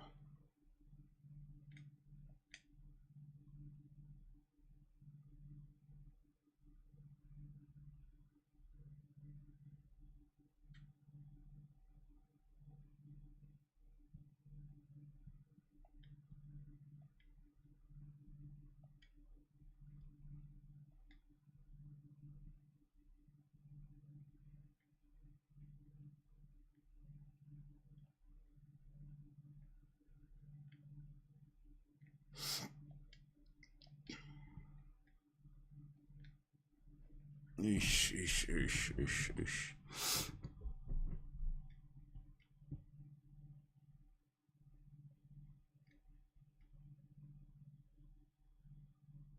Oh, mate. Oh.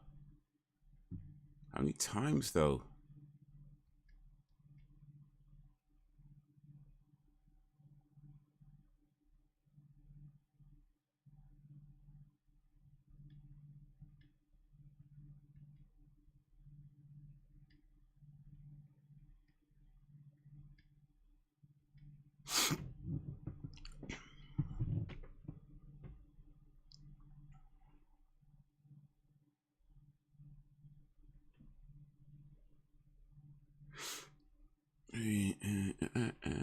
Oh, wait.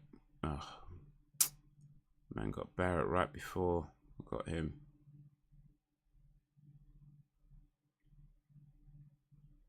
Okay. Well, they're both on level 80 now.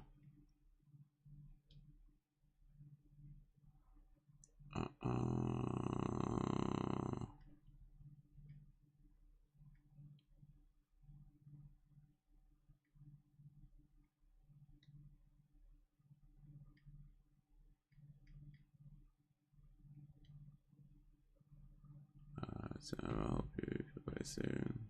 See you next Tuesday. See you next Tuesday. No stream on Monday, right? Yes, no stream on Monday. No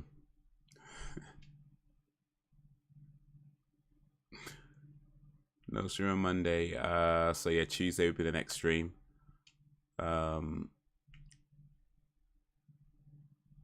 Watching Neighbours for the 1 week. As well, it's started now. I think actually started. Was it 18th? I think it started.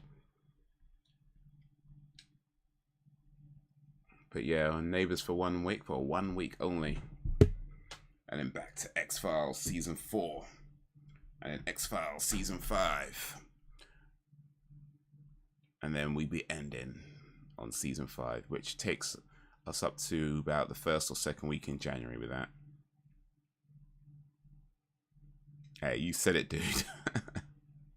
You said it.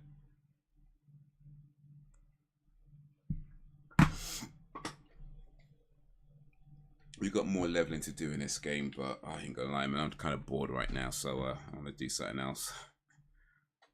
Leveling is boring, so I'm gonna do something else. Let me make sure I've saved though, because I ain't trying to do all this again.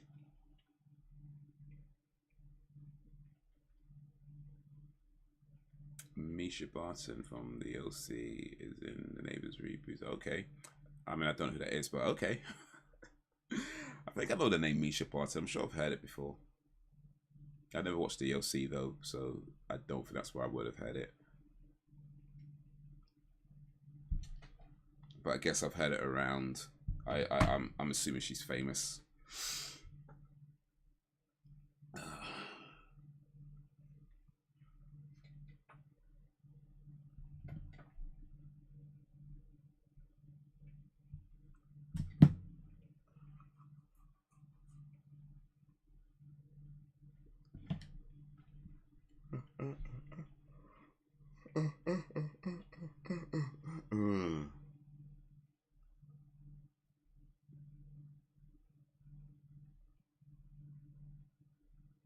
You know what? I got the PlayStation Plus premium, right? Which at the time was £99 for the year, and I paid for the whole year up front, £99. And I really did not get my money's worth out of this. And that's not PlayStation's fault. There is definitely value to be had in the PlayStation Plus service. But personally, me, I did not get my money's worth at all. Like, not even close. I don't think I'll be doing this next year. Man, that's a shame. But it is a good service.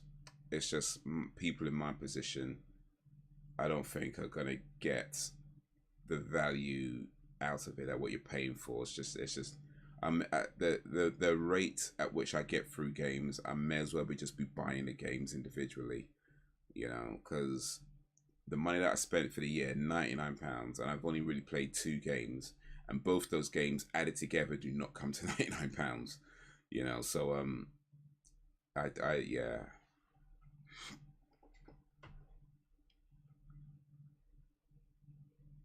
Any news on the potential move?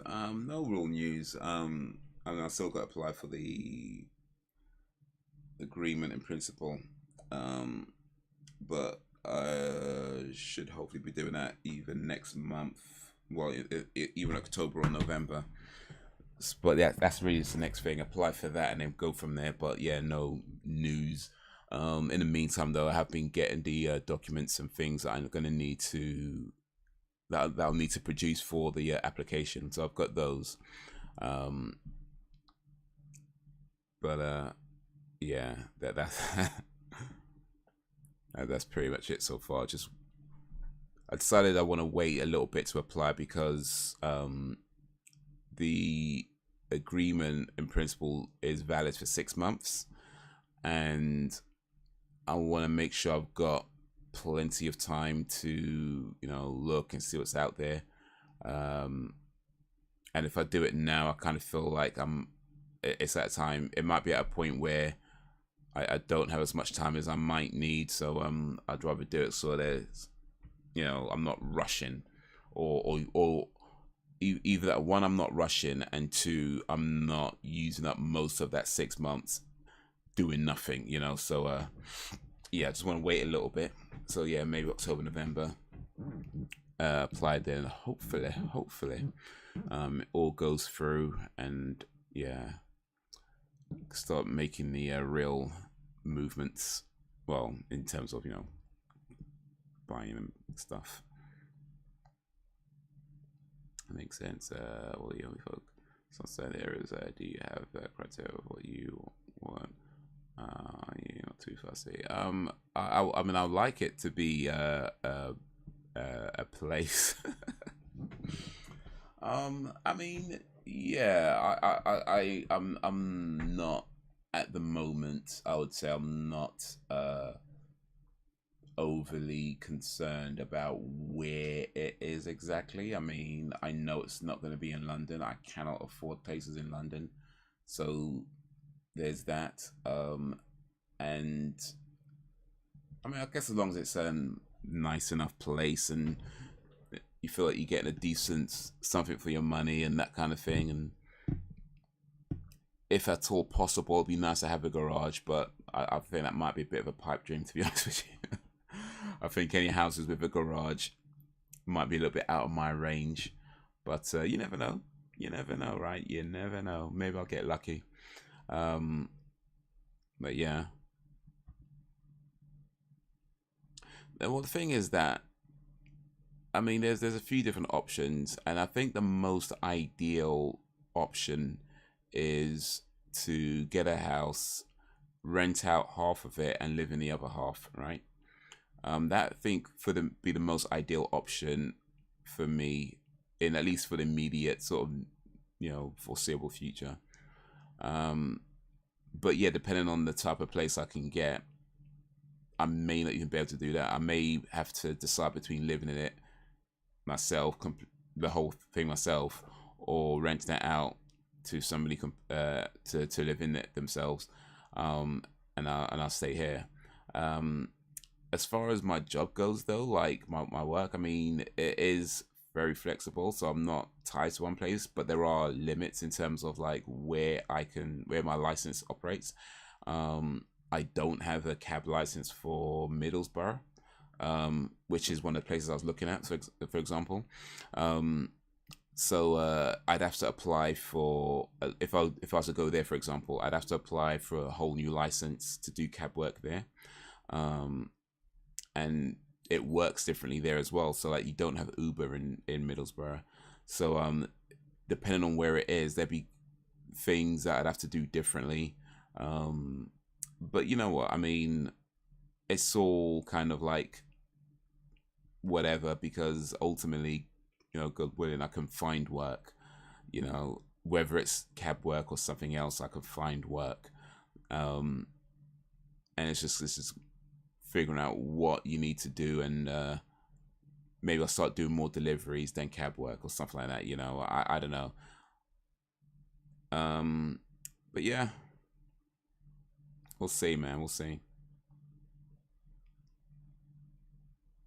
I didn't realize you have to get different licenses for different areas. Yeah, so each area has its own kind of licensing thing. So London and surrounding areas, then Liverpool have its own licensing, and Manchester, and yeah, all the cities will have their own, all cities and whatever have their own kind of licensing.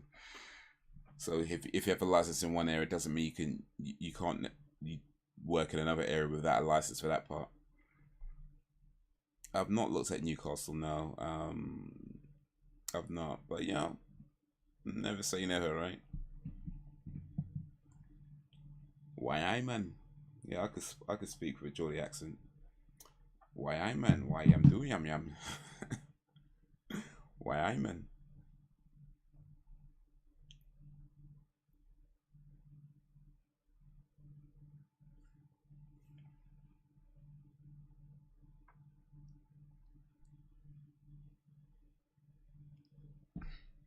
But yeah, at the moment, just gathered some docs, and yeah, hopefully plan a month or two,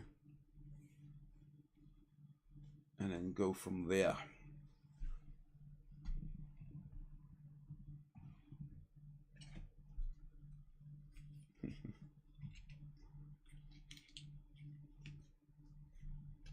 But yeah,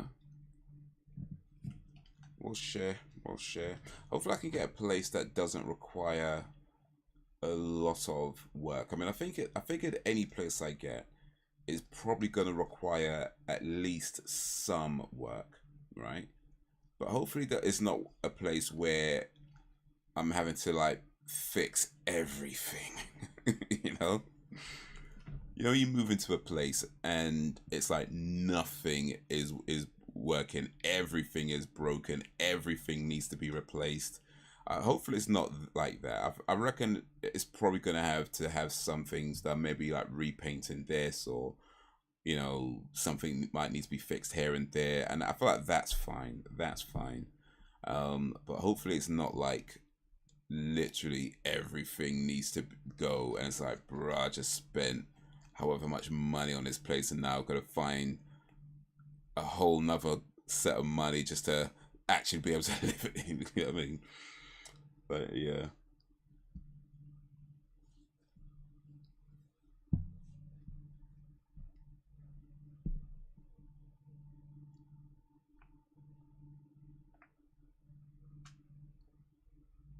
But yeah, man.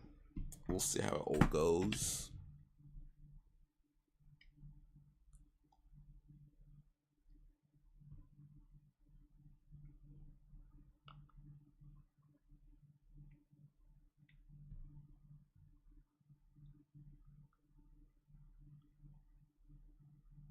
Content cannot be selected at this time. I remember years ago, houses in Liverpool were being sold for £1 raw, but you need to spend a lot getting their place. Oh right, yeah, that would make sense. Usually they were all boarded up and burnt through. Oh yeah, I guess it was like a massive fire or something at that escape. But yeah, that makes sense. You get the house for £1, but it's going to cost you like £300,000 just to fix everything.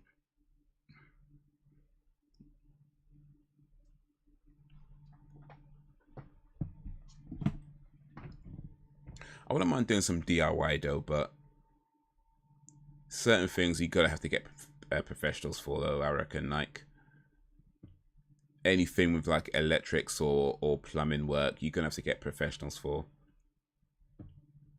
But I don't mind doing some DIY if it helps. You know, it could help save a bit of money, and it just depends on what it is. Like anything, if I can learn it on YouTube, I'll do it.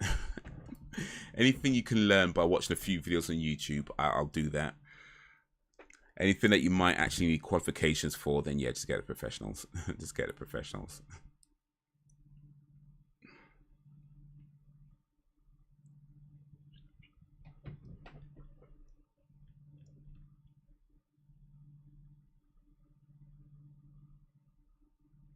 Do you plan to make it your forever home, or is it eventually, or is it the eventual goal to get yourself back to London? I mean, I don't know. I mean, it's hard to think that far ahead. I mean, it could be, right? Never say never. I mean, depending on how it goes, I may not even leave London. I might just have a place and rent it out for a while, and who knows? Just see how the future goes. I mean, it's good to plan, but I feel like when it comes to those kinds of plans, it's like, you know, just let what happens happen, you know.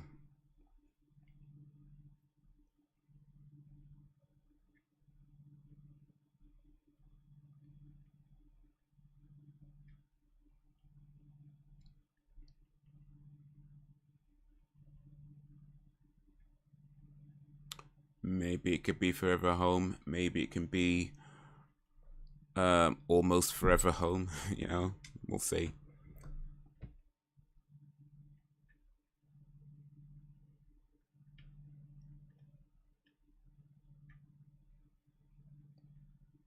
So what's your living arrangement like, if you don't mind saying? You renting? You owning? You looking to buy? Have you already bought?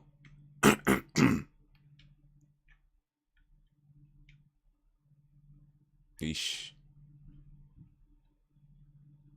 Have you got to move to Hull? You know, I haven't actually. I haven't. But maybe I should. So I can just move to Hull just so I can bother Sam.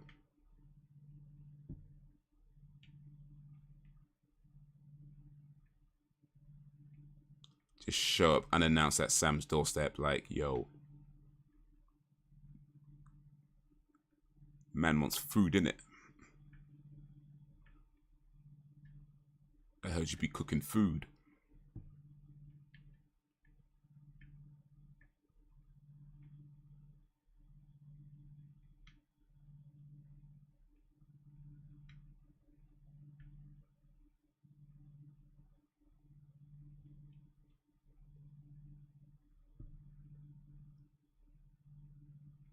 Ooh, ooh, ooh, ooh.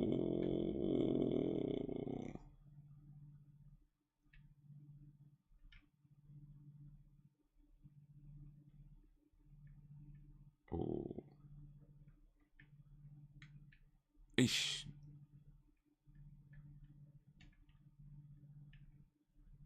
Too close, bruh. Too close.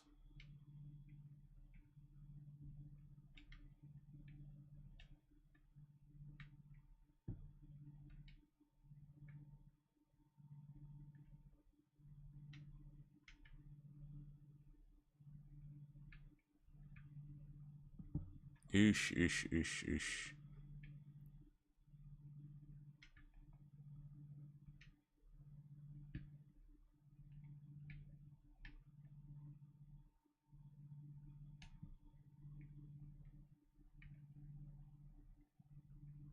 Oh, mate, come on.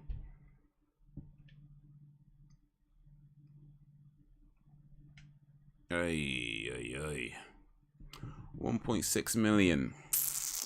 Nowhere near as good as it used to be on this game, man. That's crazy. I mean, it's not crazy. I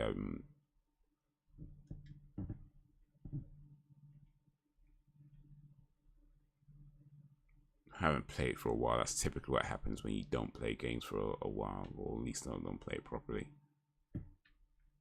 You're just out of practice. How do you plan for the streams to move up from more than one a week once you're settled into a new place? Not initially. I mean, again, never say never, but yeah, that wouldn't be an initial thing. It may even be a good while before I start doing more than one a week, if ever. Once I start going down, there's quite a few reasons why I'm dropping it down to one a week. And one of the bigger reasons is just wanting to do more, like just do just do more. You know, like I say, you were saying about not going, haven't been cinema so often.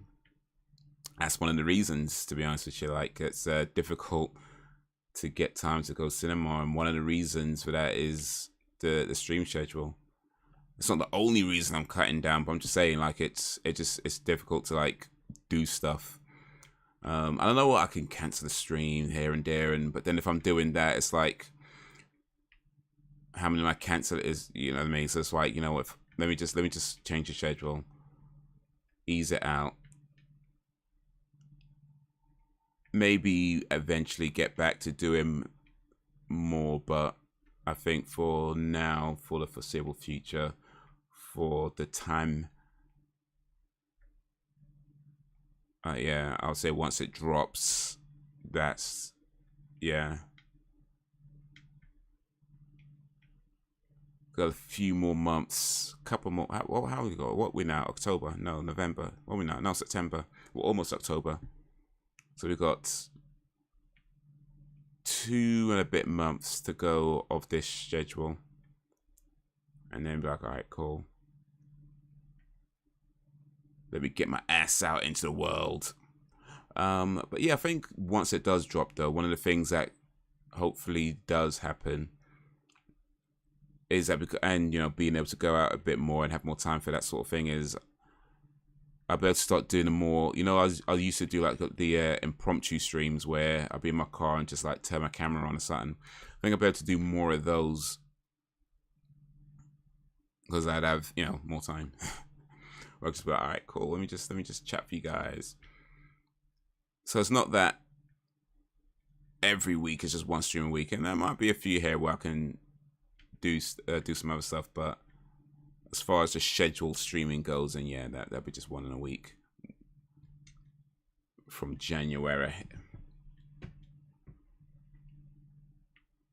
first or second week in January. I think second week in January.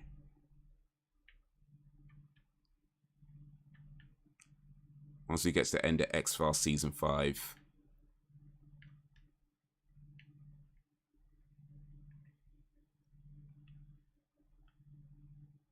Good to see. Awesome.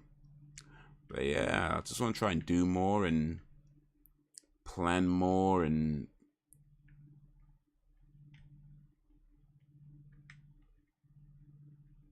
the other side of it is I'm probably gonna need to work a little bit more as well, which sucks. But hey, you know, you got to pay for all this stuff.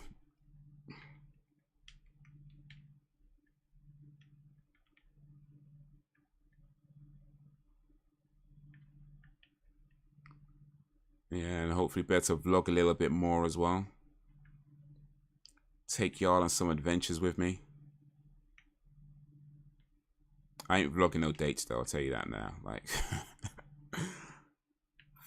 if I manage to convince a woman to let me take her out, I am not vlogging those dates. That I would say that now. I don't know if anybody was expecting it. Maybe not. But I will not be going on a date and then get my phone out, go like, "Hey guys, I'm on a date." What's your name again? Yeah, we will not be doing that. We will not be doing that. But yeah, imagine somebody did. I'm sure somebody probably has already done that. I wouldn't be surprised if some TikToker or something has already done that. Like, went out on a date with some girl and then got their camera out and started recording it.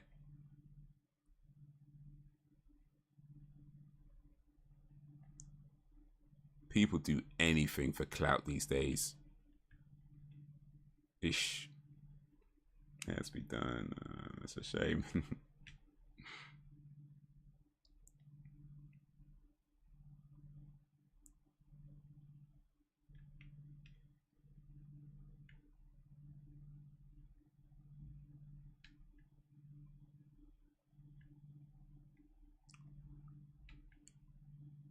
But then again, if that has happened, if he was popular enough,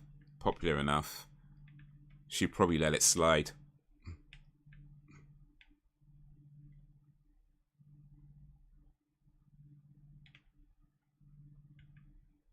Hey.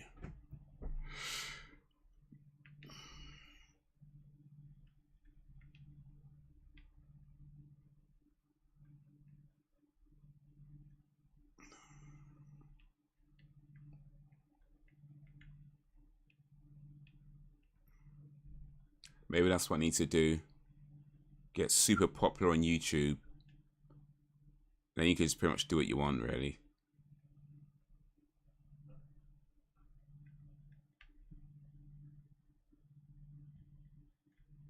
Oof.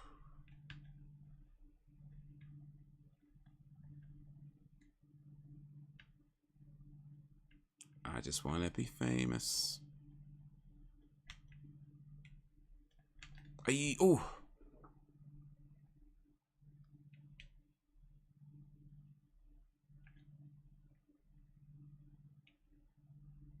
Sadly, you're right.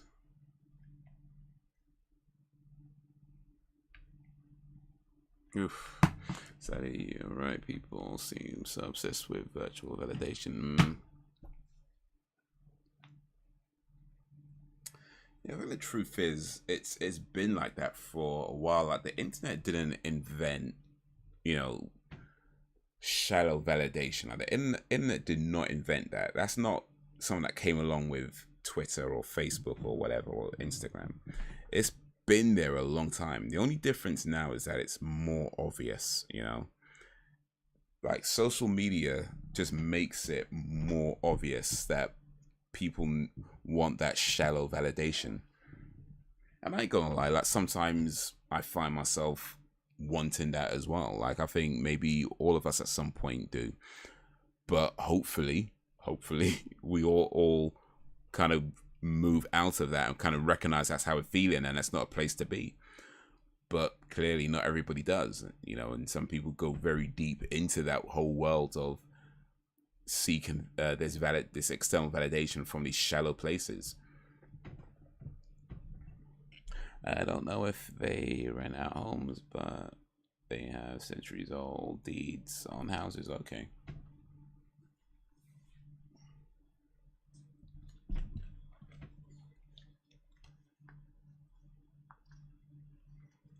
Don't ever change, Brax. Don't ever change. Man's answering questions from like, what, 40 minutes ago?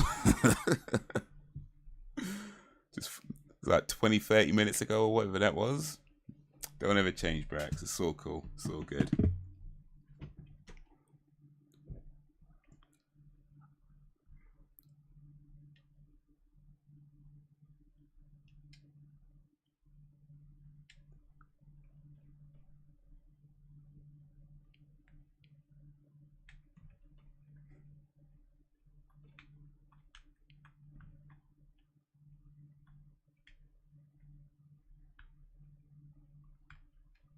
Yeah, I was doing something. That's all right. That's all right. Appreciate you answering it still.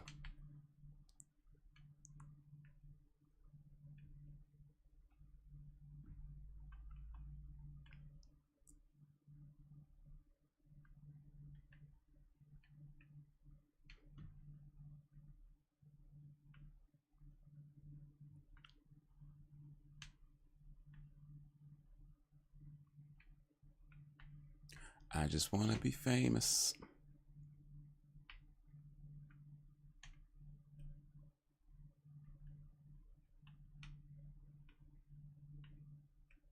When I first started playing this game, like, it was so hard to see what was going on because of all the sparks and flashes and things like that.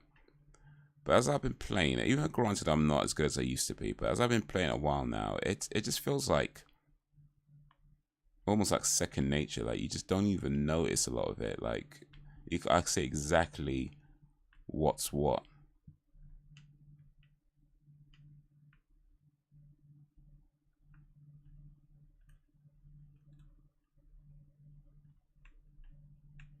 Oof.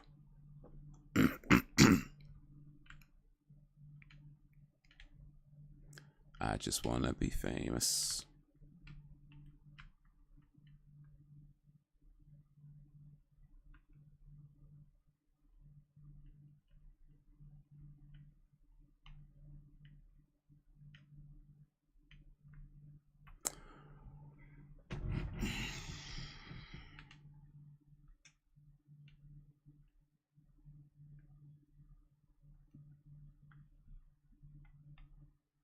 Actually, let me tell you one of my plans.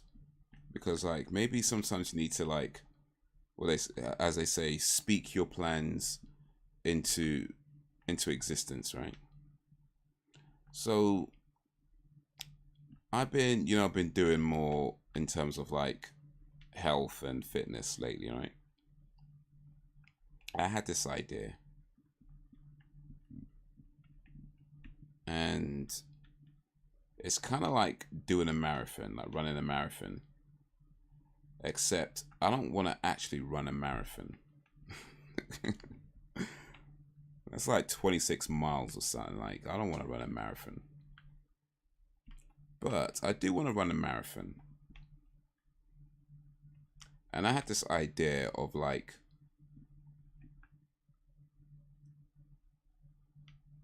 getting on the treadmill and running and putting a movie on, right? And then running from beginning to the end. And then do that for all the movies in the series. So it's not a marathon, but it is a marathon. And I thought that was a really cool idea. I really like that idea.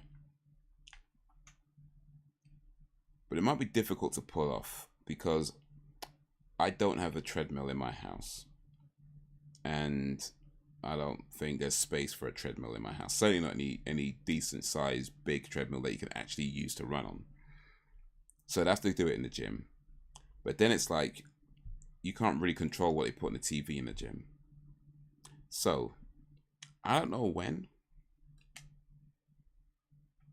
And maybe a good long while before I can do this. But God willing, one day, that's something I want to do.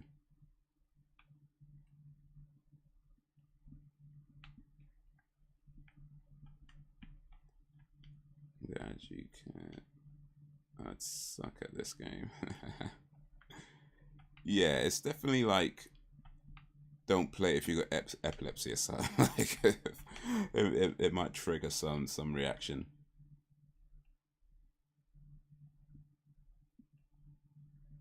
Have you ever done a park run? I've never done a park run. Is that when you run? Oh, wait, do you mean just running in the park, or is that like an event type thing? Because if you just mean running in the park, I've run in parks, yes. But if you mean like an event called a park run, I'm assuming that's what it sounds like anyway. I've never done that. Hey, they're popular. That sounds like it's a movie marathon. Yeah, and then same way to do it. That's what I'm thinking. That's what I'm thinking.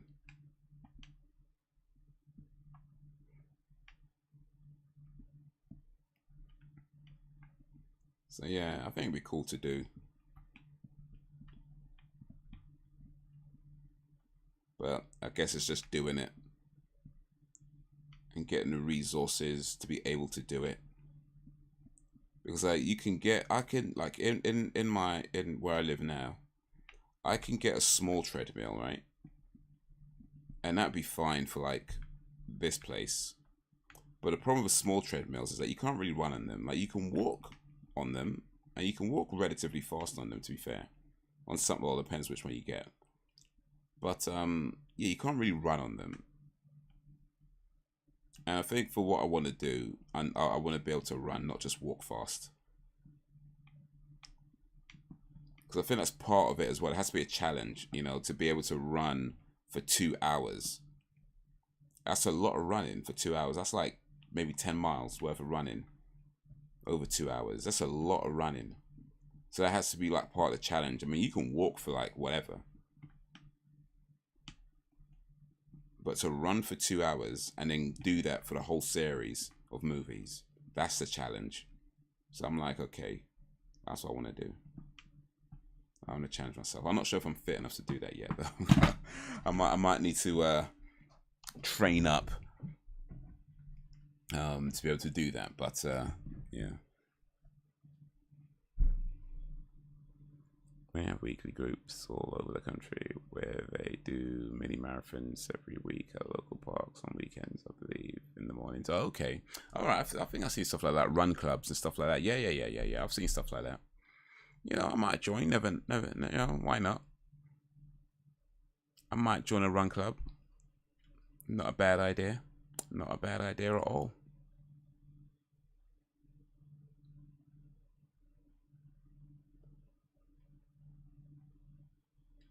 As long as you get a treadmill at some point, I prefer to do it in privacy where I live and in a gym or in public, especially when I'm so out of shape. But that's part of the thing, in it, like getting over that anxiety of what people think of you, and oh man, they're gonna look at me and they're gonna say this and they're gonna say that, they're gonna think that. But part of it is getting over that. I mean, don't get me wrong, I totally understand wanting to just do it and not bother with it, but that's kind of part of the thing as well, just kind of getting over that anxiety. And but yeah, certainly it's not a bad idea to get a treadmill. Like I say, you can get treadmills for the house for around £200 at £200-300, and the smaller ones you won't be able to run on, but to do some brisk walking in your house, you're still doing a lot. Like it's definitely a good way to lose weight. It's just doing some brisk walking. And if it's in your house, you can like walk for however long you can walk for. You know, like I put a movie on or put a TV show on or whatever and just have that on while you're walking. And that over, let's say an hour or two or whatever, you know, that's maybe 100 extra calories that you burned in a day. You know what I mean? So it all helps, man. It all helps. It all helps. Definitely, that's why I have never been in a gym.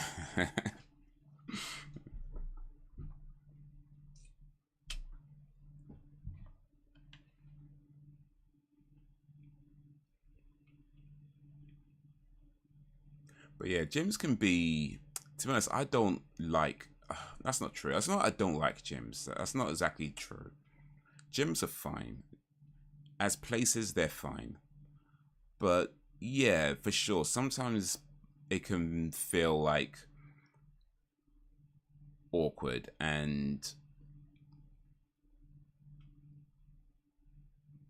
even though I've been going consistently for the last, I don't know, 3-4 months now. I think about 3-4 months. I've been pretty consistently at least like 2-3 times a week at the gym. And then there's a few people that I see there on a relatively regular basis. And even after all that, I still kind of feel like I'm an outsider there, you know. For one thing, like a lot of the dudes, like they're big dudes and they tend to be over in the weight section doing weights. And don't get me wrong, it's not like they never do cardio. Of course, people mix it up, but they tend to you tend to find that a lot of the dudes are in the weight sections, and I tend to do mostly cardio, right? So when I go over to the weight section, yeah, it just feels weird and awkward, and I'm just kind of looking around and trying to find some spot where I don't have to ask somebody if they're finished, you know, because you can see like a bench and the bench looks free, but it's like maybe somebody left like the dumbbell weights next to it, and you don't know if they're coming back or whether they've actually, because there's a thing, people don't always put the weights back. So like when you see a bench with weights next to it, it might be that the person's finished and just didn't bother put it back, which is likely. But you don't know that they could be coming back. And then you got people who like they will do like these sets where they'll be on a machine, do a set, go somewhere else, do something else, come back to the machine and do another set, and you're kind of in the middle, like, can I use it in the meantime? I mean, you could ask, and they probably won't mind, but I don't want to talk to people at the gym. I know it sounds bad, but I don't want to talk to people. That's my antisocialness coming out. There's certain times I just don't want to talk to people, even if it's just to ask something. Like, I don't want to talk to no dudes, don't talk to no girls. I just want to. If I have to ask somebody for something, I'm like, you know what? I'm just gonna go to the next machine. I'm not gonna ask if they're finished. I'm just gonna go to a different machine. Just go to a different machine, and I'll look over to see if it's when I could be sure nobody's using that machine, then I'll go back to it. If I have to ask, I'm like, you know what? I'm good. Let me just go somewhere else. But I don't know. Maybe I'll get over that eventually one day. Maybe.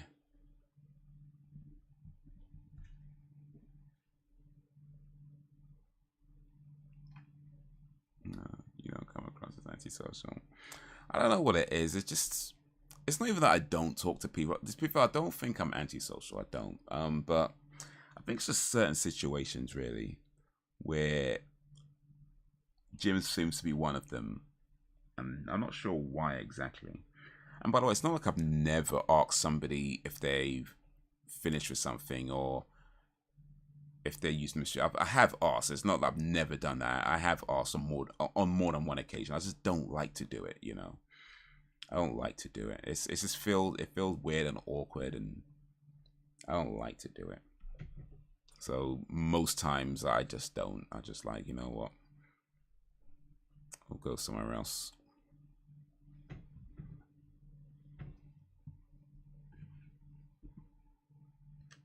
But yeah, what was I saying? Like a lot of guys tend to be in like the weight sections and all these big dudes, and I'm just like walking over like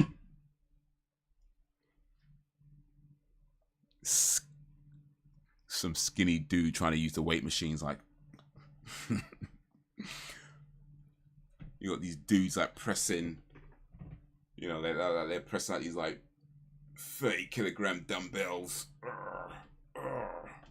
and I'm just like picking up like the 7 kilograms. It's like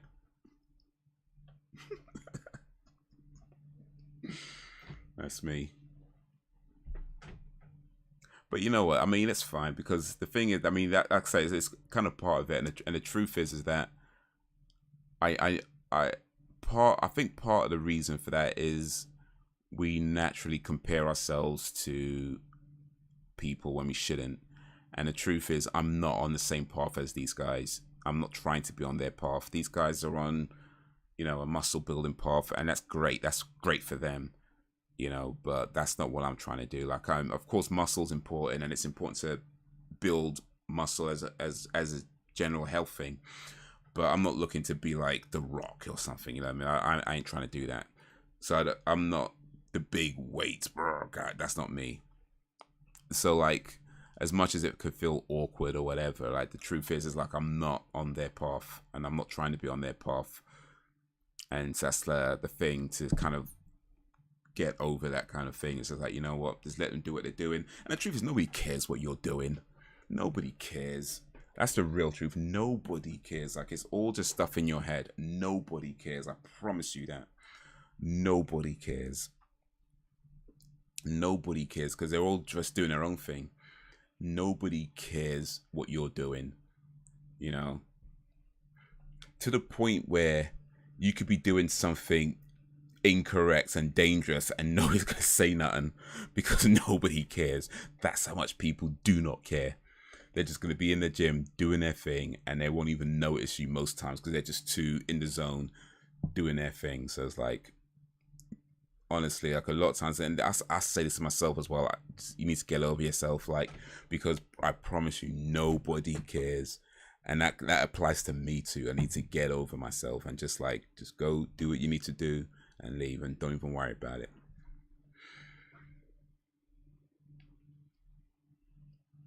You get the truth there, Haze. Tread your own path indeed. Talking to the rock I had, he returns to the yo, yes, that's true. Yeah, I saw the clip of that. I guess those riot strikes helped with that. Well, that's true. They don't have to write for the Rock. He could just do his own stuff.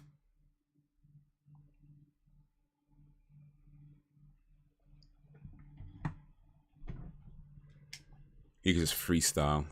Those riot strikes are bollocks, though, aren't they? Like, but well, I don't know. Maybe they're not bollocks, but bro, they. Anyway. I see some of those pranks videos filmed in gyms where people try to get cheap views, which would also put me off. Okay.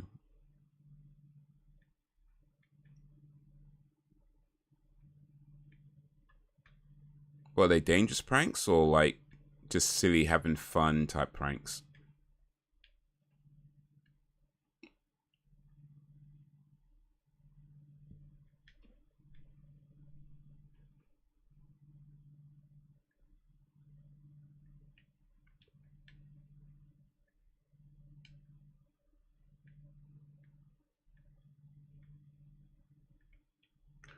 But there's a guy that I watch on YouTube who does a lot of these sort of gym content. His name's Olima Omega.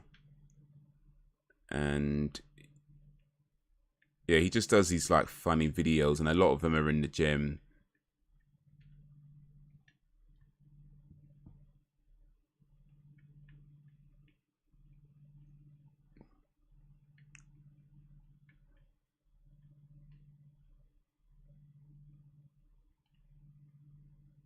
Not pranks though.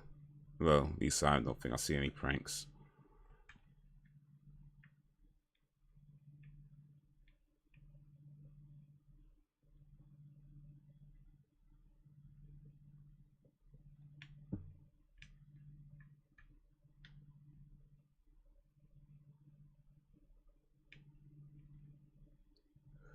Oof.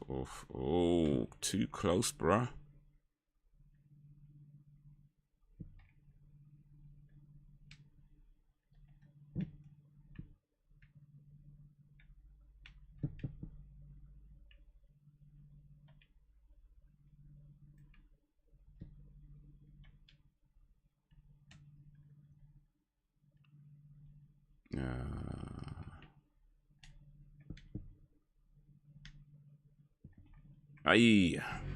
I'm not sure. I'm not too sure. I think like film. One sec, sorry.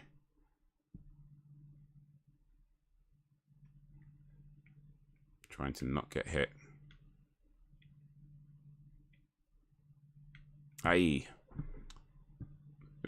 Without people, without them, none. Oh, no, I'm shaming men who offer to help them. Oh, that. Yeah, that stuff's lame, man. True say though, I would be very careful about offering people help in the gym, especially women. And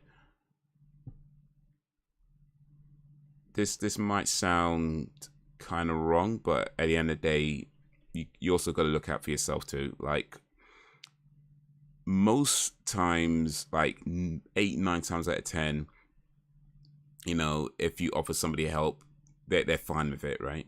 In real life, like, they're fine. But at the same time, you never know when it's going to be that one person who takes it wrong. And it may not be that they're trying to shame you or catch you out. And that you don't know what people have been through, right?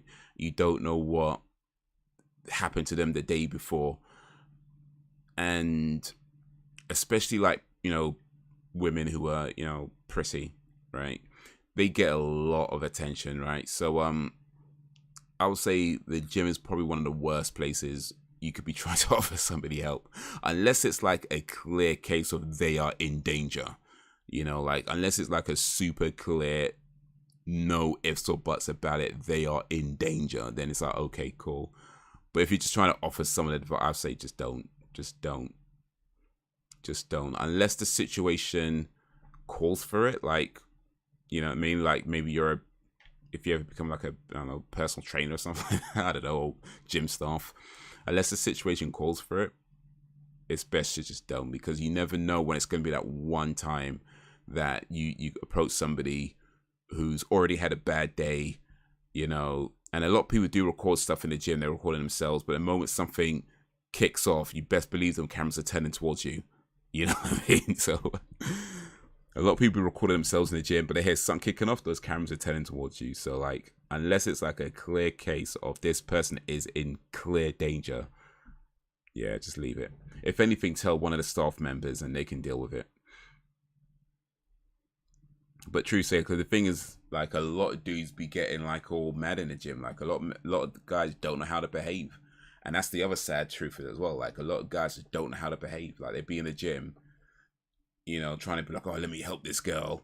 And they go stand behind her or whatever. It's like, yo, chill, man. Like, what the hell?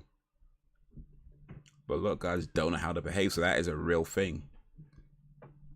And for the guys that do know how to behave, it's like, yeah, you could say to a girl, hey, you know, just blah, blah, blah. And like I'm saying, most of the time it's going to be fine. But it's that one time, it's like, you know what, bro?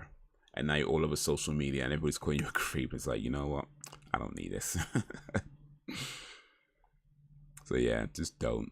Just get them. If you have to, get a member of staff and let them deal with it. But nah.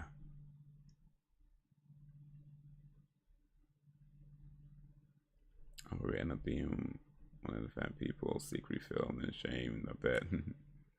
Jeez, I didn't realize it was like that with guys in the gym. It can be. I mean, it's maybe not as common now, to be fair, because there is definitely a lot of like cracking down on stuff like that.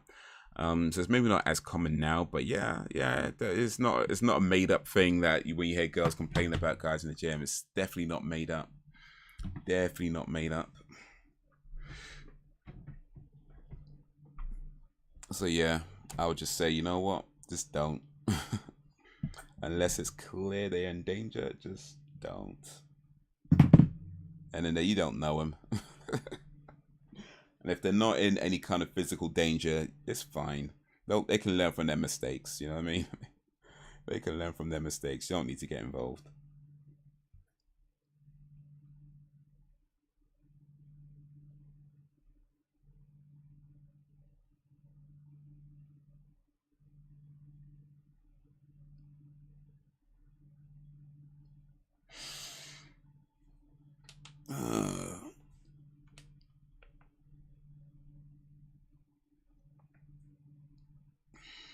Yeah.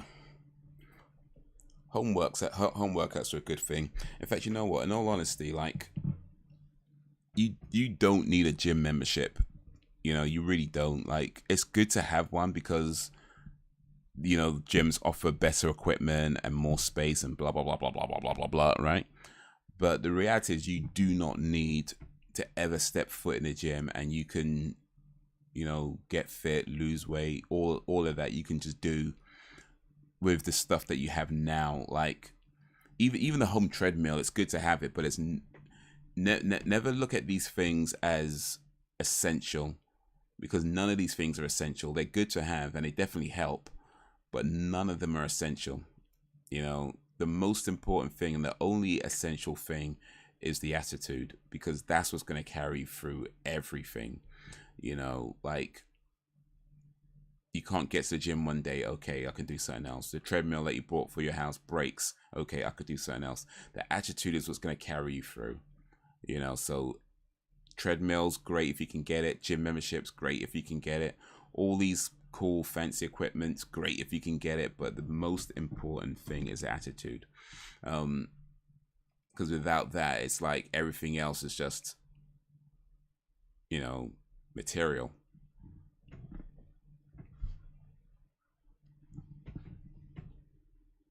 How's your water intake and steps going at the moment? Still keeping on top of it. Yeah, I'm doing okay. I did a lot of steps today, actually. 14,849 steps today. So yeah, and I've drank 1 liter of water today, which is my target, 1 liter. I might actually bump that target up, but not right now. Maybe in a week or two, I might bump it up a little bit, but maybe it's like 1.2, 1 point something like that. Nothing too crazy. But yeah, I've been hitting my water targets and my steps. Actually, not. I haven't hit all my steps targets, to be fair. Not all of them, but I think I've got most of them.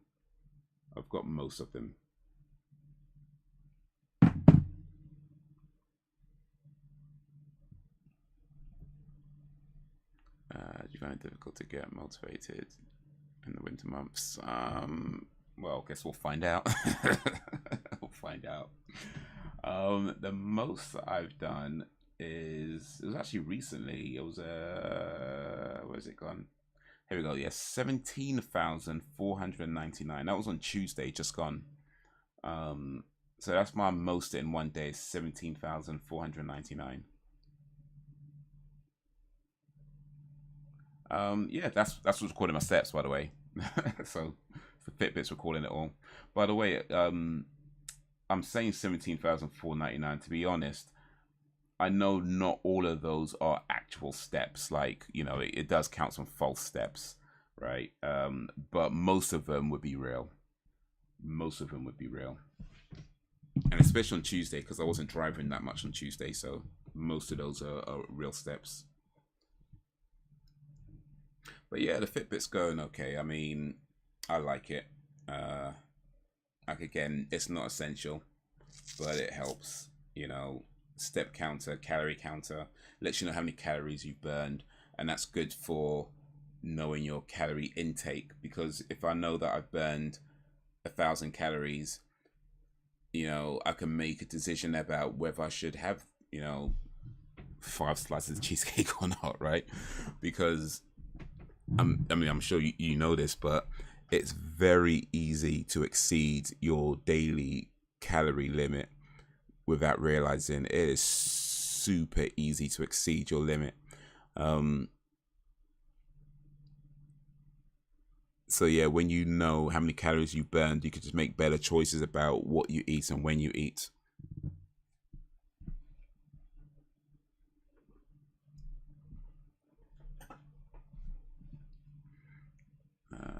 That's good going. Was that on purpose or just living life? Well, a little bit of both. I mean, if I'm just doing normal walking days, or normal days rather, then it's probably going to be closer to like, I don't know, 5,000, 6,000, 7,000, that kind of thing. But yeah, if I'm like, if I go jogging, like I think I went, yeah, did I go jogging? Oh yeah, I went jogging on Tuesday. So that'd be a big part of it.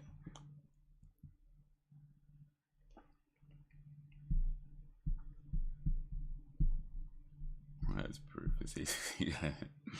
Yeah, no, for sure. And it's like, and that's one of the reasons why I'm doing this, because it's like, okay, I know I wasn't like huge and nothing, but it was certainly heading in that direction, because my thing was overeating. And even though I was, like I say, going to the gym and working out and blah blah blah, I was still overeating.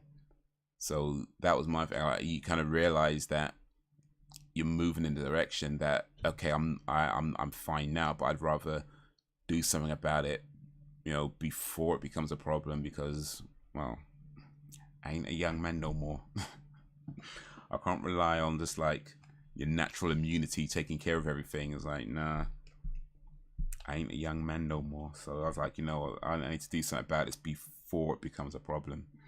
So that was kind of the main drive behind looking more into calories and what I'm eating, and not just, you know, going to the gym and working out a little bit. You know, actually, no, I didn't. And I know I can't. This is not what I'm about to say. Doesn't apply to everybody, because plenty of different reasons why people overeat. But yeah, for me, no. I mean, let me not act like it's super easy, because it, of course, it requires you to be aware of what you're doing and to kind of stick to it. So there's that, and of course, you're going to feel those temptations to be like, you know, let me go eat that one. You know, of course, but in general, no. Like, I think once I decided, it was like, okay, look, I need, you know, what I'm eating. It was like, fine. It was pretty much, it was like, I wouldn't say it was like, and also the thing to note is that it's not like I just gave up all my favorite foods or anything like that. You know, I still eat pretty much the same types of things that I would normally eat. It's just the only difference now is I understand portions better. So like, rather than eating, you know, a whole cheesecake, which I have done on plenty of occasions, I'll just have a slice. You know what I mean? It'd be like that. I just have the slice. So it's really just understanding portions better and spacing things out more. So you have your breakfast, you have your lunch, you have your dinner, and then, you know, I might have a snack here and there. But then I'm a bit more conscious about what type of snacks I'm having, you know, that kind of thing. So yeah, it's not hard in a sense. Like, if I decided to give up on certain foods, then yeah, that'd probably be a lot harder, I'd imagine. But I still, like I said, I still pretty much eat the same things I normally eat. It's just portioning. It's just amount and frequency is what's changed. Yeah, so it's the amount that I eat and the frequency at which I eat is what's changed. I still eat fried chicken. You know, I still eat cake. You know, I still eat crisps and things and whatever else, but portioning, amount, frequency, that's what's changed.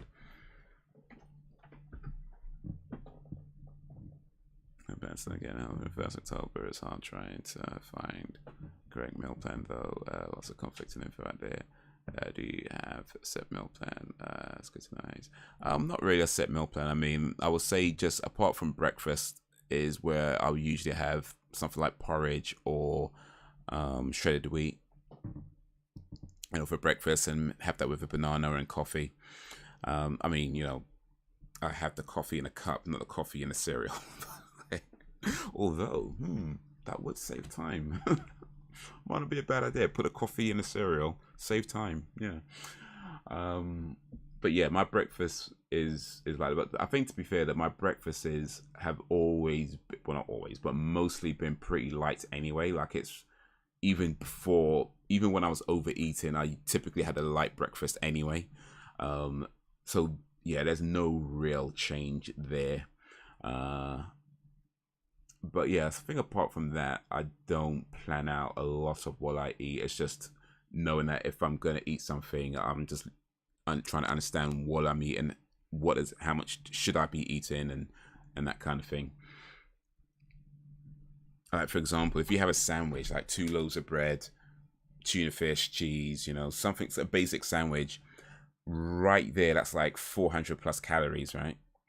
And that's fine. That's fine. But it'd be just like, okay, that's what I'll eat, that one sandwich. Whereas before I might have like a second sandwich, maybe a third. But now it's like, you know, just one sandwich right now is fine. And the truth is, you don't need to eat as much as you think you do.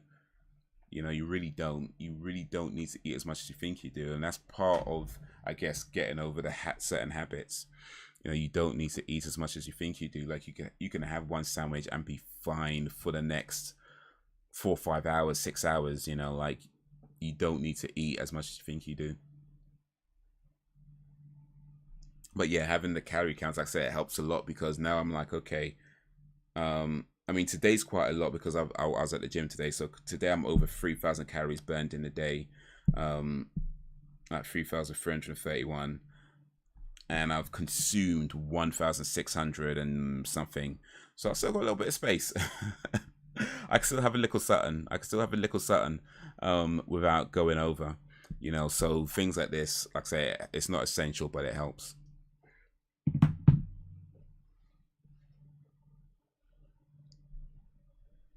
Quickly ends up, doesn't it? For sure, for sure.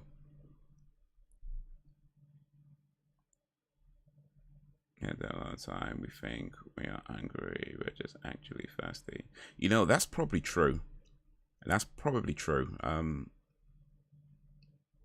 why it's like it is recommended that you drink water as well, like drinking more water, because water is like 0 calories in there, but you still something that you can consume. It's really good for you. It's good to drink more water anyway, and also it helps you feel a bit more full, so you're less likely to overeat. So yeah, drinking water is a big help.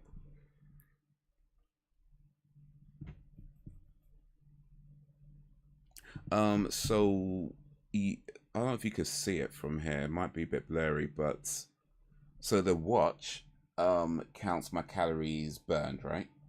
And it does that by monitoring your heart rate and that whole thing. On the app, I enter what I've eaten, right? And then it would tell me how many calories they are. So I have to enter what I've eaten manually.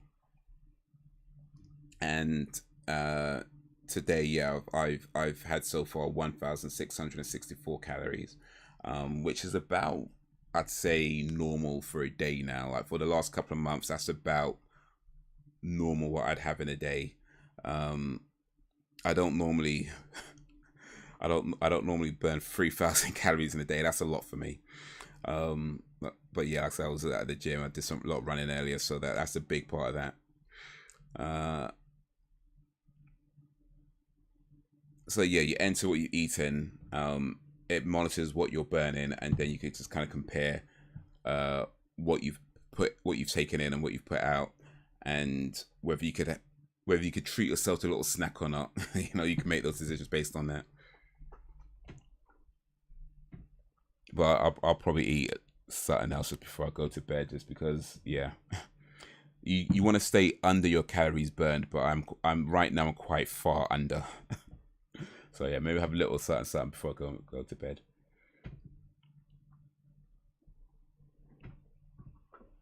But the idea is to stay about 300 to 500 calories below what you burn in a day.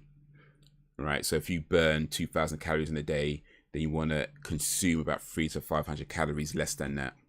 And you do that over a period of time, and then your body adjusts to adjust to that, and then that's what helps you lose weight, and you know, body fat goes down and things like that. But 300 to 500 calories is considered a good starting place. Of course, you can start off a bit low if you want to, but yeah, you want to stay below what you're consuming, and then maybe over time you increase a little bit, like maybe go to like maybe 800 calories below. You never want to go too far below though, because that's just not healthy, right? Remember, you do still need to eat food to just live, so you never want to be too far below what you're burning in a day. But yeah, as you're doing it more, you maybe increase that a little bit more, and then yeah, you lose more weight as you do it. That's good. Into the actual calories, brand name, types of food. It's actually both. What's really cool though, like it has like you could, and like it's got like a whole bunch of like supermarket brands and stuff like that. But yeah, if they're not there, you could just put in a number yourself, and So it might be hard to see actually, but yeah, I think it might be hard to see, but yeah, light and blurriness. But yeah, it's got all like this major supermarket brands like Morrison's and Aldi and Sainsbury's and a bunch of stuff that they sell there. But yeah, you could just enter stuff like you could put, I had a banana or something and it'd be fine.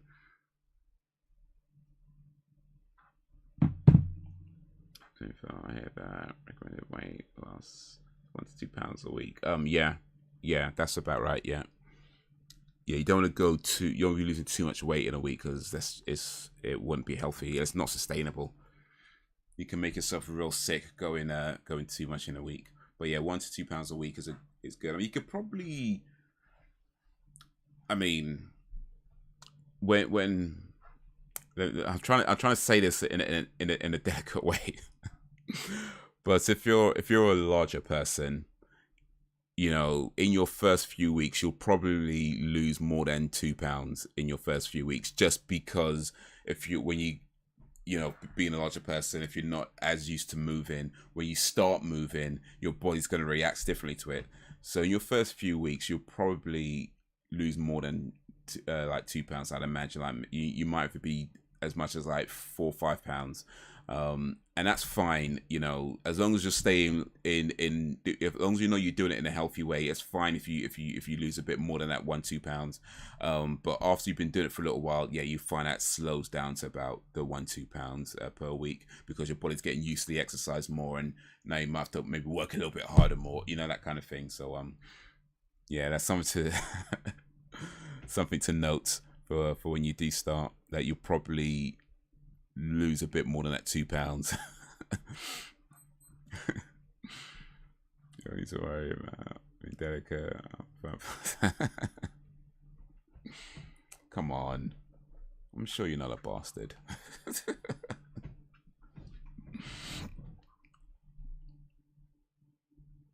Probably need to lose about 6 stone. But yeah, if you are doing it, I'll say one of the first things you should do is find out what your BMR is. That's your basal metabolic rate. And you can actually find that out online. It's, you know, there's like calculators that you can find online to do it. And what that would tell you is how many calories in a day that you would burn naturally. So without doing any exercise at all, yeah, your body has to use calories to just live. So you don't have to run, no long walks, nothing. Just what you do in a day at rest, your body still burns calories just to live, right? So if you know what your basal metabolic rate is, from there you can be like, okay, if as long as I know that I'm staying below that on the days where I'm not being as active, because you're not going to be working out every day, you know what I mean? You're not going to go walking every day. You're not going to go runs every day. You're going to do that maybe 2-3 times a week, 4 times a week, whatever, but you're not doing it every day. But if you know what that is, then you know that, okay, I'm just going to naturally burn, I don't know, whatever, 1800, whatever it is. So you're going to burn this amount of calories in a day by the end of the day. So I know that if I have this for breakfast, this for lunch, and this for dinner, and maybe a snack here and there, I can stay below that, and still your body's just working for you now, because you're staying below what your body does naturally.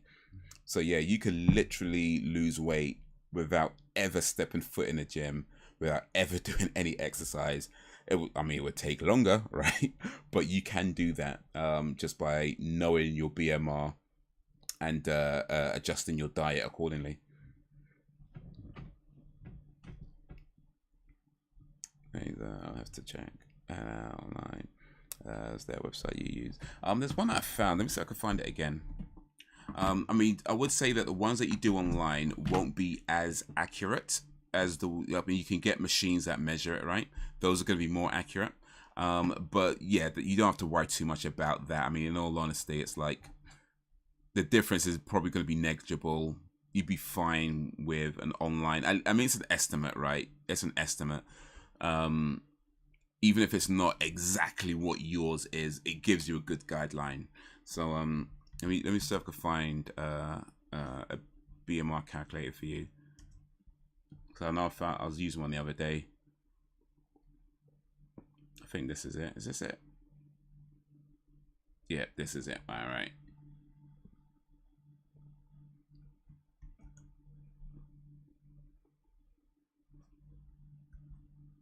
There you go.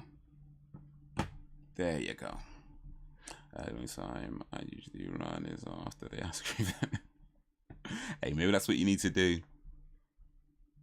Just get the ice cream van to be like, if I catch you, I'll get the ice cream free. All right, bet.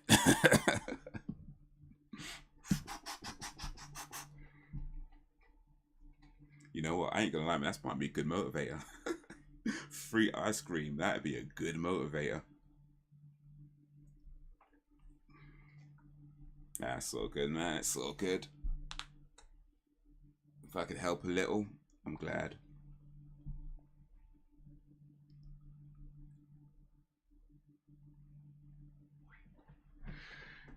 But yeah. Let me see.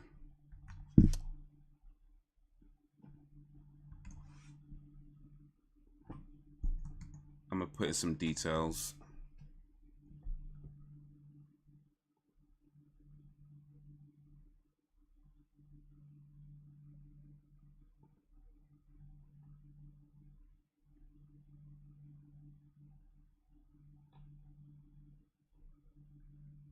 Yeah, this is estimating my BMR to be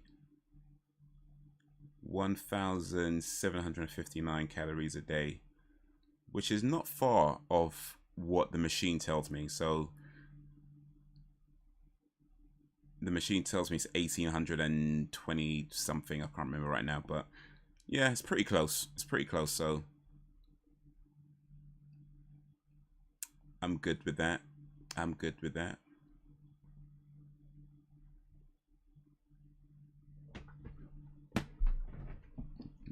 Alright. Oh, you just reminded me. Mr. Motivator. Yeah, yeah. I remember Mr. Motivator. Bums, legs, and thumbs BLT workout. Yeah, yeah. I remember him. Get off your beds. That was what you say there. Get off your beds. Man, what Mr. Motivator's doing these days? Let's see.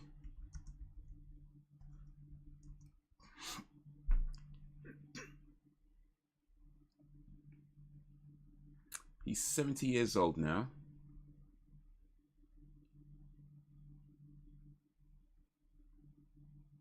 He has an Instagram. Derek Evans.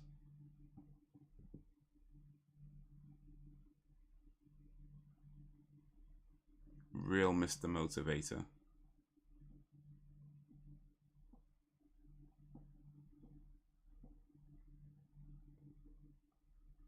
What's this? This is oh, that's an old picture. I was about to say he's still in good shape, but no, that was an old picture. Let me see if I can find a new picture. Actually, to be fair, he is still in pretty good shape though. I think it's a new one. This is from about 6 weeks ago, I think. When does it say? Yeah, maybe about 6 weeks ago. So it's not that long. And yeah, he's still in pretty good shape, still doing alright.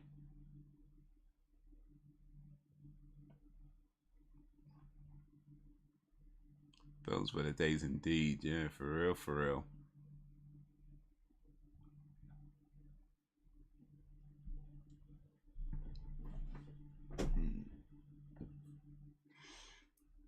Yeah. You never know how long you got, but however long you got, you want to try and do the most with it.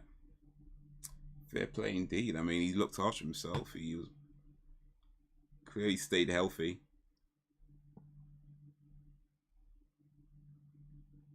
Not just for TV, but for life.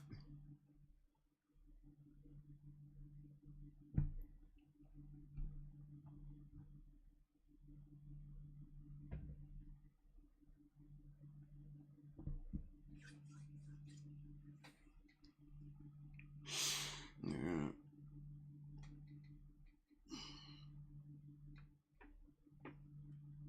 Oh.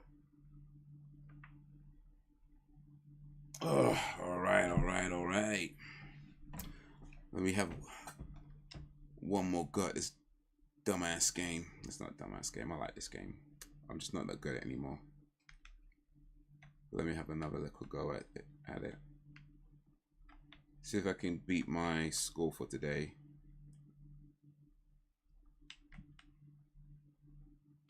I'm not going to beat my all-time best score, but you know, I might beat my all-time day score at least.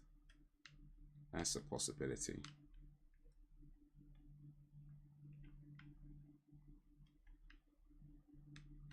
Be right back. Aight.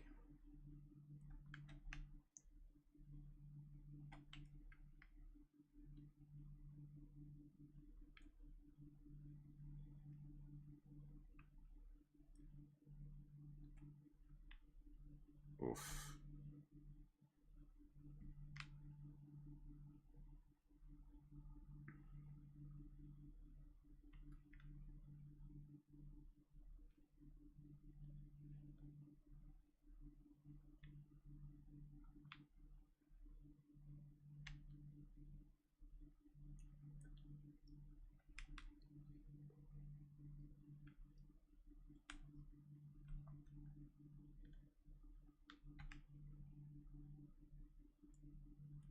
Oh, flipping out. I'm supposed to beat my day score. You fly into stupid things like that.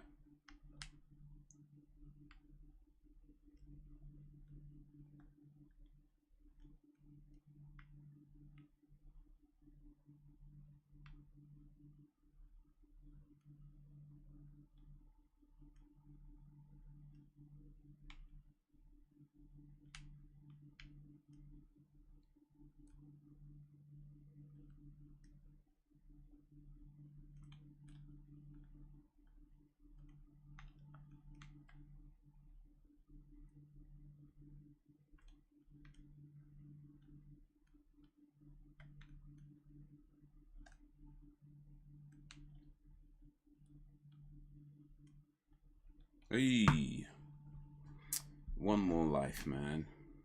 I'm only on 500,000 though. The Ross.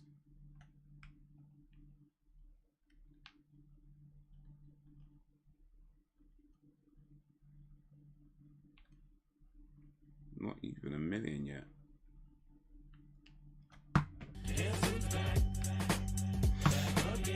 Ben is back. Ugh. Just as I'm dying. That's all good. It's all good. But yeah. Did you work out your BMR, by the way, Ben? If so, what is it?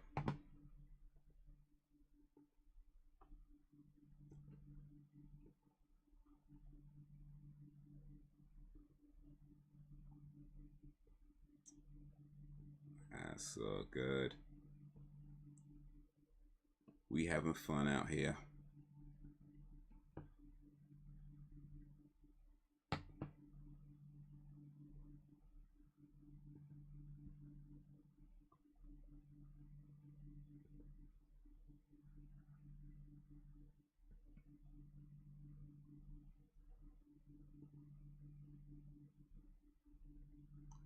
We having fun out here. All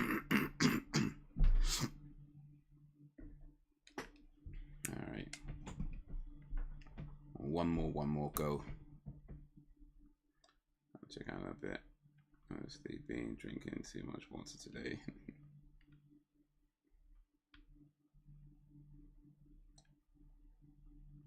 So good, Ben. I speak Taiwanese, so I understood you. I understood you. So good.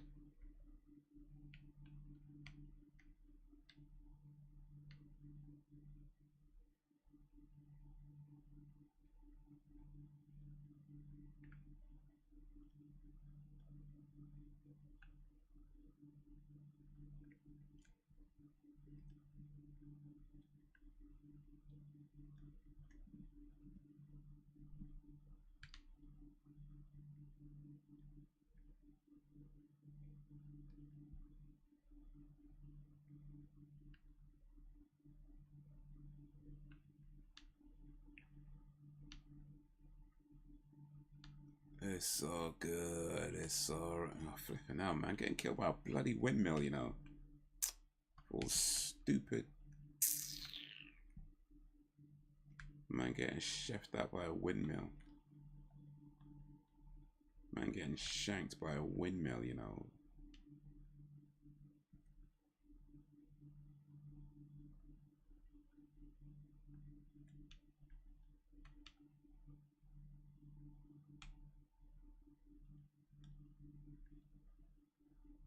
Hey, that's the only downside to drinking more water. I could pee for England. Oh, yes. Yes. You know what, actually? So, I don't know if this is a me thing or if it's a thing. But here's what I noticed. So, when I started drinking more water, I started aiming for 2 liters of water a day. And I did that for a week. And I ended up pissing a lot. Like, a lot. And what I found, though, is that when I dropped it down to 1 liter, even though I'm still drinking more liquids than I would normally drink in a day, right? On 1 liter of water a day, I was fine. Like I'm you know, regular pee schedule, fine. And that's still, like, you know, in the course of the day, the 1 liter is more than I would normally drink in a regular day, right? So I'm still drinking more liquids, but the 1 liter of water there was fine. And even on days where I had like 1.5 liters of water, like, again, it's like, it was fine. So I don't know if it's, maybe I did too much too soon. Maybe you need to build up to 2 liters. I don't know. Or maybe, I don't know, 2 liters just a limit. I don't know. But anyway, the point I'm making is that it may be just that you might need to adjust the amount you're drinking a little bit to something a little bit lower.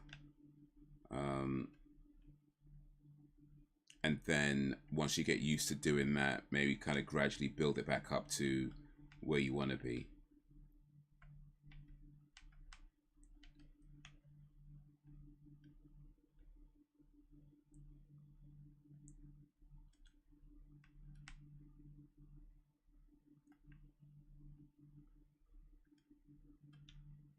I may have to cut mine back a bit then.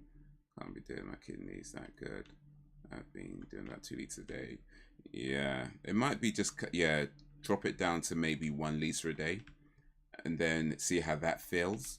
And then maybe start doing like 1.2, 1.3. Like, I've been doing 1 liter a day for a few weeks, and I feel like I want to try a little bit more. Like, maybe next week I might try and doing it a little bit more. But yeah, it could be just that, just bringing it down, getting used to that, and then building it up gradually.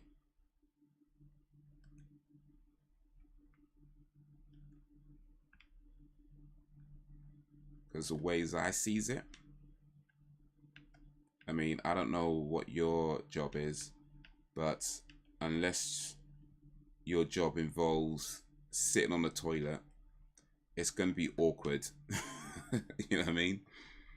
It's awkward because it's like, and I drive, I drive a cab, right? So I'm in this cab needing to use the toilet, like, yo, I am absolutely bursting right now. And I can't because I've got a passenger in back, so I've got to drop them off first. And it's so uncomfortable. I'm like, you know what? I just, especially when it's like, mate, I've just been. I've just been. I'm already needed to go again. I've just been. And what makes it worse, you got a passenger in the back and it's a long trip. It's like, flipping hell, man. Like, oh. Just been. So yeah, try dropping it down, maybe to 1 liter, and then build up from there. Do that for a few weeks, see how you feel, and build up from there.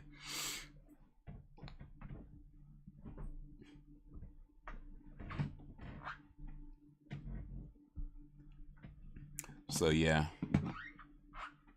Maybe one day I can get a job where I can literally just sit in the toilet all day. That way, if I need to pee, I just let it out. Don't even have to worry about it. Just let it out. That way I can drink as much water as I want. Literally going in one hole and coming out the other. I'm being healthy.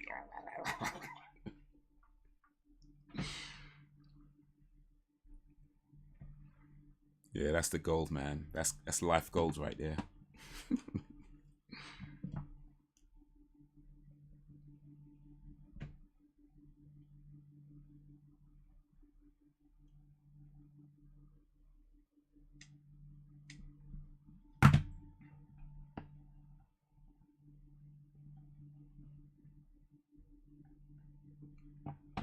Come the king, and you can sit on a throne. Well, indeed. Indeed.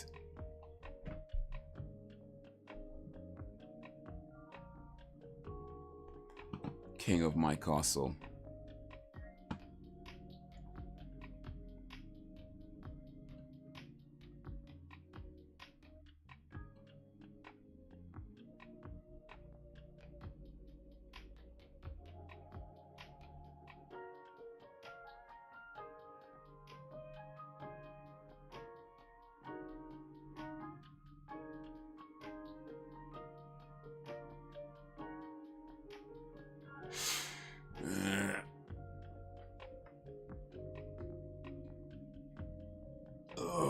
So I guess that's the new plan. Become king.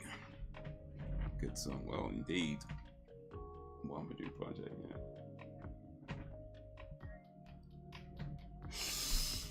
yeah. But yeah, I think my plan right now is to relieve oneself.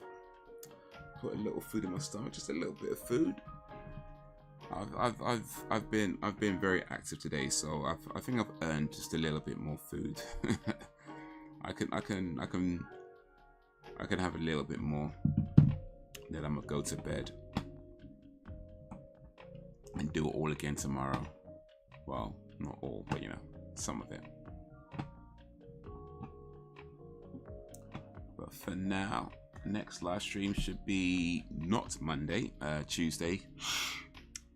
Watching the X-Files, so yeah, no live stream on Monday. Not this Monday.